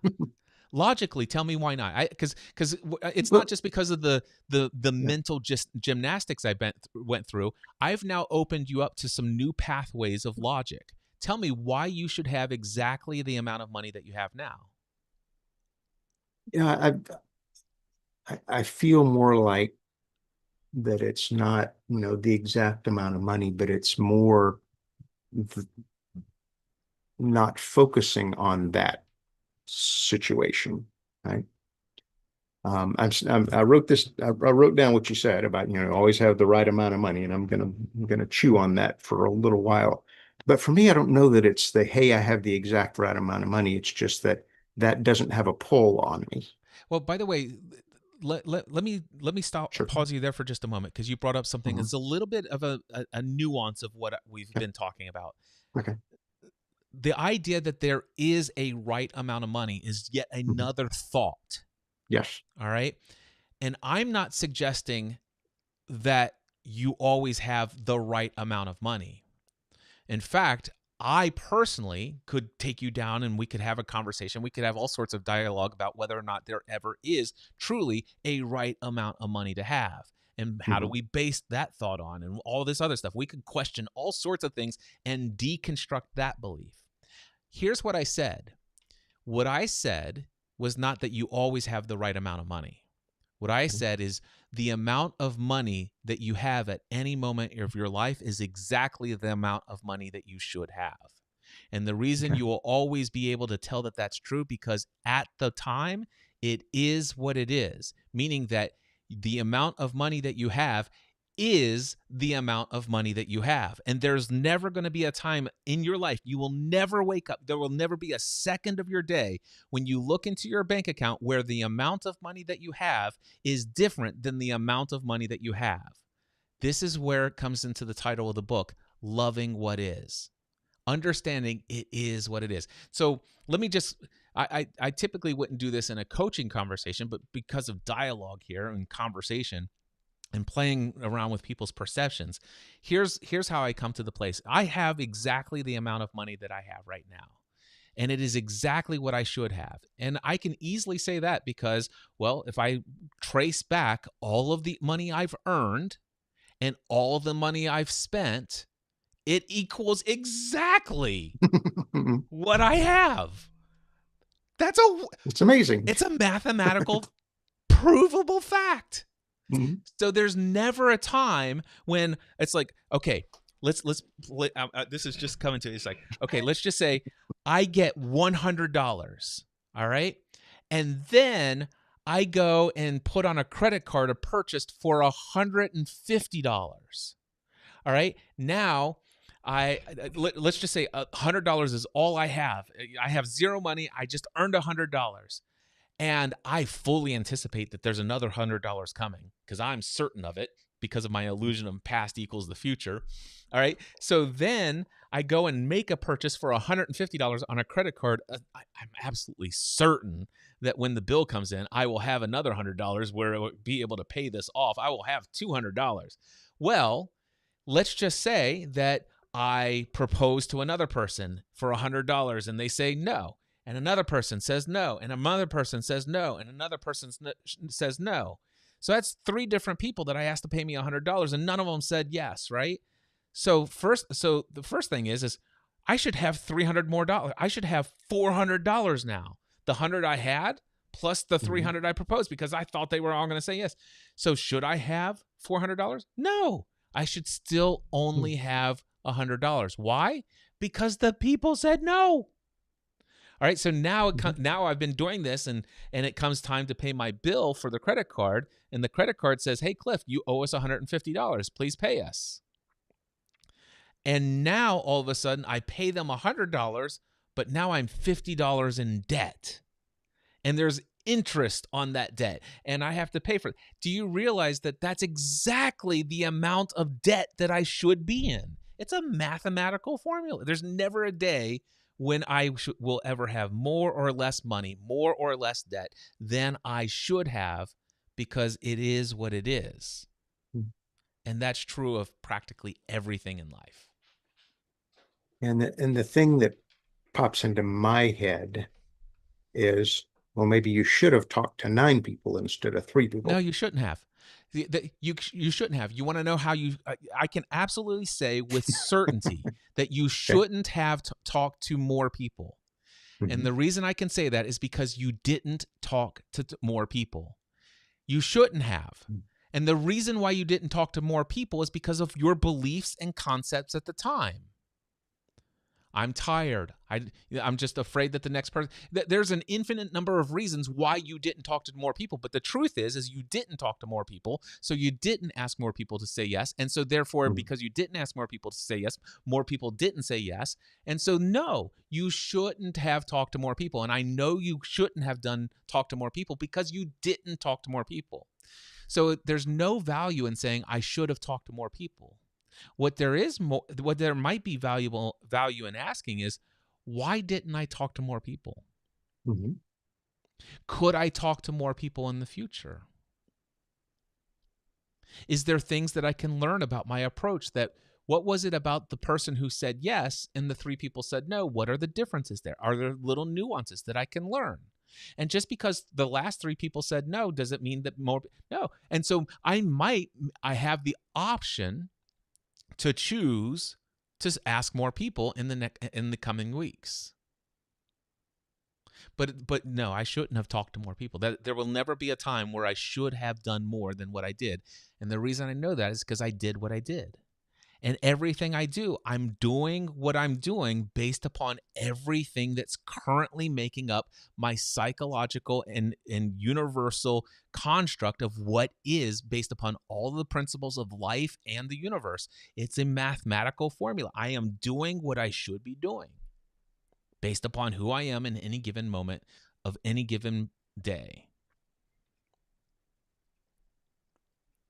The trouble that we find the trouble that we find ourselves with, and this is why I bring up loving what is we have so much resistance to what is and what has been. We argue against it, but there's no amount of judgment against what is. I shouldn't have cancer right now. You could get as upset and ticked off and peeved.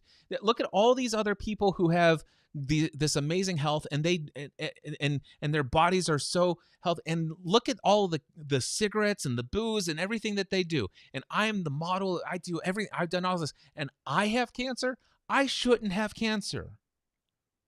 No, you should have cancer. Why? How do I know that? Because you have cancer. That's it.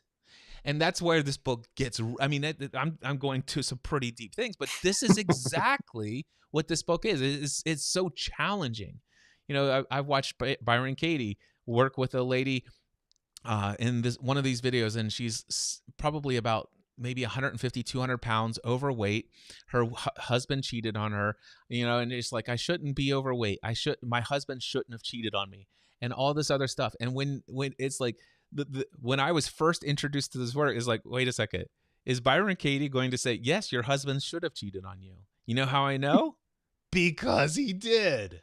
And I'm like, how do you, and I had so much resist, is like, until I read the book, until I watched it. And I will tell you what, everyone I've ever seen her do the work with drops the thoughts that anything that has ever happened should have been different than what it was. And by the way, there's actually something in this book called Loving What Is by Byron Katie.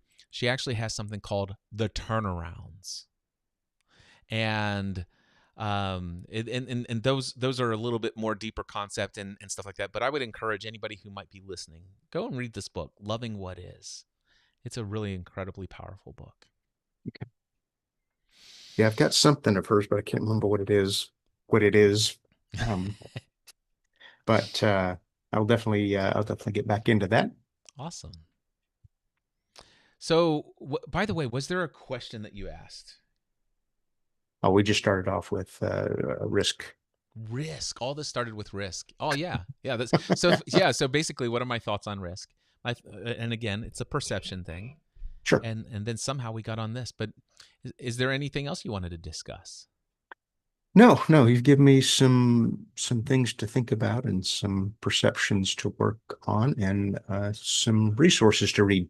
Excellent. So the great news here is, as you are continuing to make decisions moving forward, anytime the thought comes up, I should have more money than I have now, just let it go. There is no good reason to hold that thought captive. Just release it into the wild. It came out of the wild. Let it pass. Let it go. Don't hold it. Don't give it any more of your time, effort, or energy. Just let it go. Matter of fact, you could even say it to it. Hey, thank you, but I have exactly the right amount of money in my bank account that I should have. And the reason I know that is because, let me show you. Here's my bank account. That's how much I have. This is reality, and it is right. The universal accounting system is never going to fail. It is what it is. So there's nothing I could do to change what is currently. What I can do is I can learn about all of the things, and I'm going to creatively think about what I want to do next. I'm going to find something to focus on, and I'm going to pour my energy into that without any concern about what is, but instead what I want to create. Yeah. Definitely more empowering. Right. And then all of a sudden it's like, and if this kind of ties into the conversation I had with Jeff previously, which will likely be in the episode prior to this if it's in the Cliff Ravenscraft show.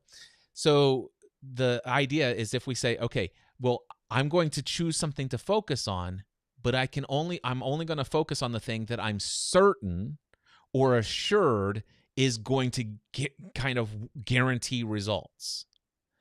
Well, let me ask you this, is it true that there's anything that you could focus on that is absolutely certain or guaranteed to produce results? And you may say yes. It's like, okay, well, let's just say that's true. Can you absolutely be certain that that's true? Ultimately, the answer really is no, but still, you could hold on to it. It's like, okay, well, let's just say you do hold on to it, that there is that thing. The question is when you hold on to that belief or that thought that there is one thing that you should focus on that is assured to work, what happens in your life? How do you react? What happens? Well, I get stuck second guessing every option in front of me. Well, what happens when you second guess? I don't take action on any of them. And what happens when you don't? I get in a cycle and a loop of not doing anything, and I'm stuck. All right, great. Can you see a good reason to drop the thought that there is one thing that is going to be assured and that's the thing I should focus on? That's a thought. Is there any good reason to drop that? Yeah, if I dropped that, I'd recognize there is no one right thing that is assured to work, that everything in life is a risk, and I should just choose one and have faith and go forward. It's like, oh, well, then there's a good reason to stop, to drop the thought and stop clinging to the thought that I need to find the right path that is assured to work. And it's like, okay, is there any good reason to hold on to the thought that there's one path that's assured to work that doesn't cause stress or doesn't cause this cycle of indecision about all of the options? No. Then drop the thought that there's anything out there that's assured to work and choose the thing that captures your heart and go with it and put your focus and your creativity and this loving what is and asking the questions through this work. It's pretty powerful stuff. All right. Well, thanks for your time, Michael. It's always a pleasure. I think back of the many conversations you and I have had. Are you still doing, is it marketing stuff for people? Yeah, it's more operations work, but yeah, essentially it's trying to help business founders not be so caught up in firefighting that they can't run their business in a way that they enjoy. Gotcha. So you're doing operations works for folks today. Yeah. Well, what does that look like? Just curious, like on a day-by-day basis. So I work with them in a couple of ways. One, I work directly with the founder to say, let's get your time back, and then let's spend that time on something that actually moves the business forward, right? Because you can get to just like saving money. You can save money, but not spend it on the right things.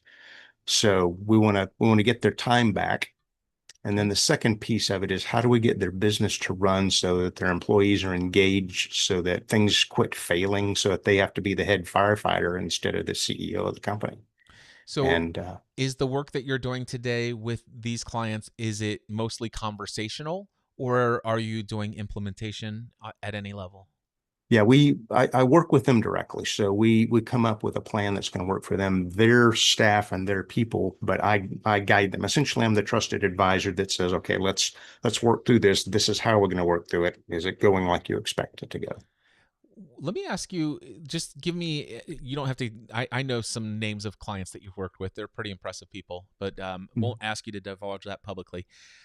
But just give me an example of something that you've enabled somebody to do, their teams implemented a strategy to free up some of their time. What has some of those solutions been? Yeah, there's a guy who owns a construction company, and he's just overwhelmed, right? There's always something going on. There's things that, processes on any construction site. You always got something that's not working right, and so he had to be in the middle of that all the time. But what he wanted was to spend 50% of his time here and 50% of the time in his vacation home. Oh, So okay. how do we get him out of the business so that his staff can take care of those problems, so that they got processes in place, so that they know what's going on, they got visibility into the business.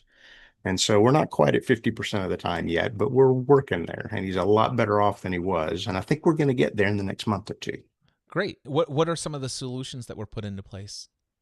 Visibility was one of them. It's like, okay, how does everybody know what's going on with the project? And they were just, emailing, and they were slacking, and those kind of things. And so we needed one place that everybody can go to see what's going on, and one place that lets everybody know when there's a problem, rather than one guy knows it, he tries to fix it, and a week later it's double the problem because nobody knew. So what was And the technical solution for the one place that you chose in that scenario? yeah, so in that we used a Trello board. Okay, great. I don't know if that's going to be the end thing because they're still kind of getting used to that, but they know where it goes now.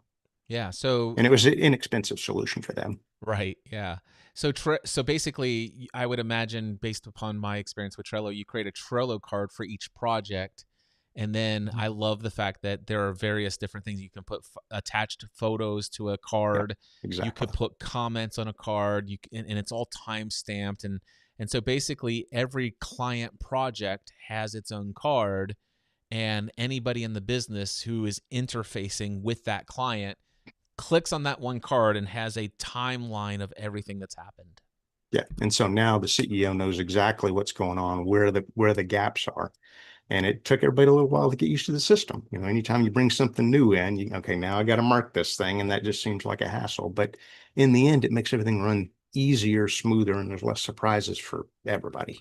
So when we think about the business owner who wants to spend his 50% of his time at the vacation home, how is the implementation of this centralized database of customer experience allowing him to spend time away?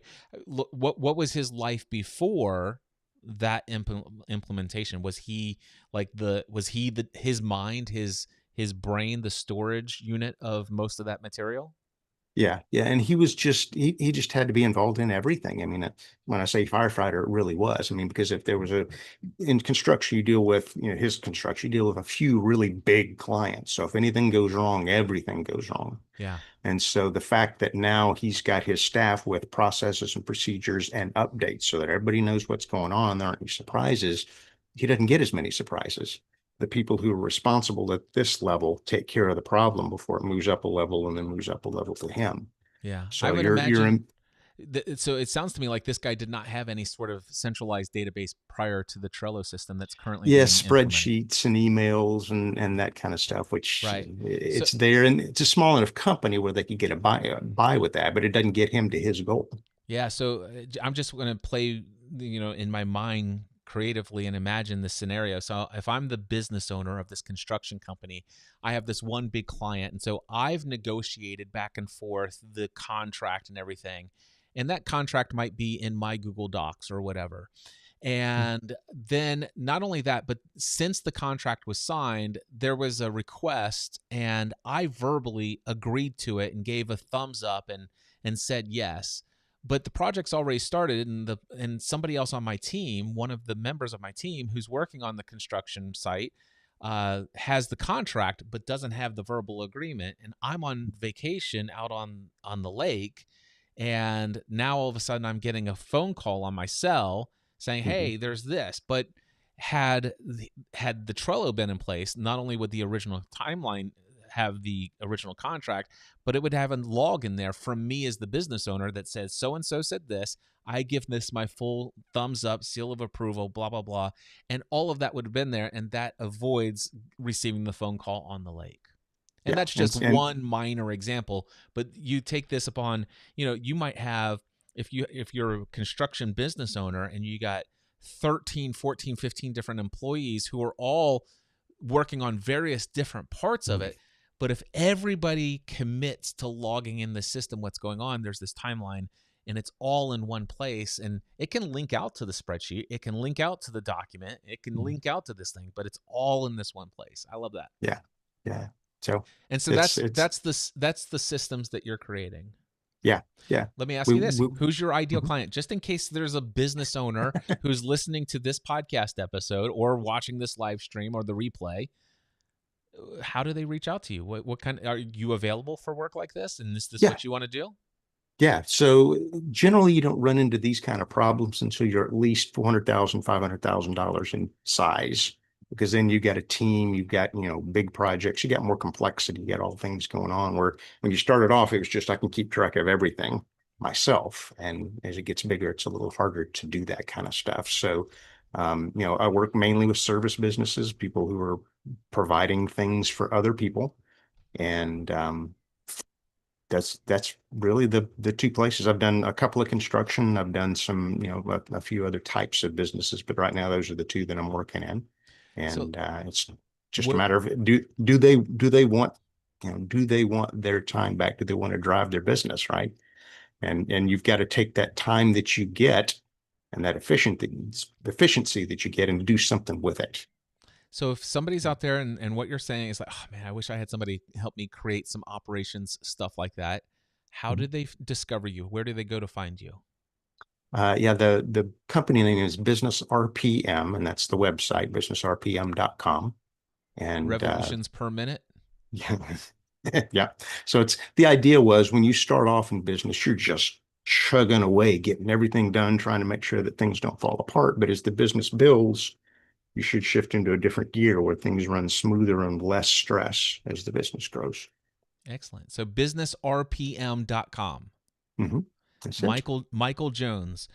You heard about him here. If you go over there and you decide to chat with him and hire him, just make sure you tell him you heard about him from Cliff Ravenscraft. Not that and by the way, I don't want any commission or affiliate or anything like that. I just figured I'd say thank you for agreeing to come up here and I mean actually volunteering. I didn't ask you to. Yes. But volunteering to come up here and be publicly in a dialogue with Cliff Ravenscraft. That there's an element of risk that one takes when they do that. There always is. But you've always got some good insights, things that I don't see in the ways that you do. So it's always helpful. Yeah. Well, I've always appreciated how open you are to the dialogues that we've had, Michael. It's always been a pleasure, and thank you for this. And I can't wait for an opportunity in the future to have some more dialogue. Thanks, Cliff.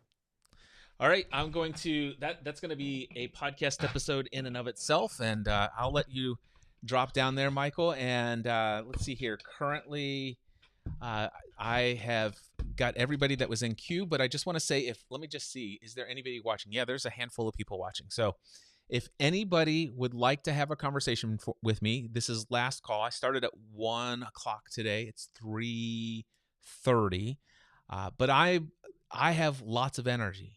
And I have a very strong desire to be of support and encouragement.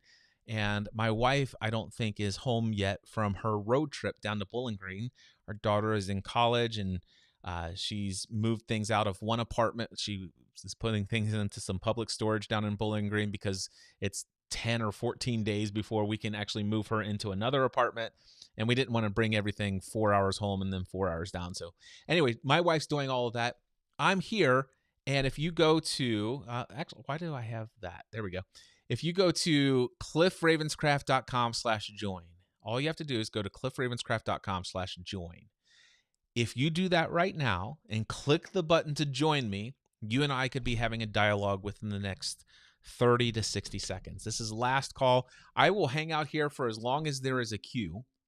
And if we go for the next 2 to 3 minutes and nobody joins, not a problem. I have no expectations, but I'll shut down the live stream. But I just want to give you an opportunity. This is your chance right now.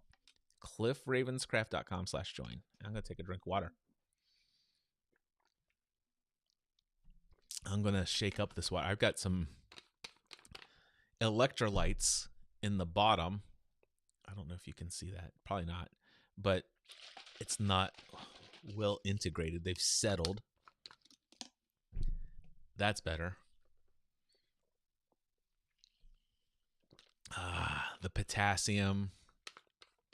That's good stuff. All right. Has anybody joined on Zoom? Nope. Final call. cliffravenscraft.com/join. No pressure. Just an opportunity. This is my final scheduled session for the week. This is the third one I had this week. Let's see here. Did you move? Mark says, did you move? I don't know what that means. Did I move? Mark is typing to me in my Zoom chat room here.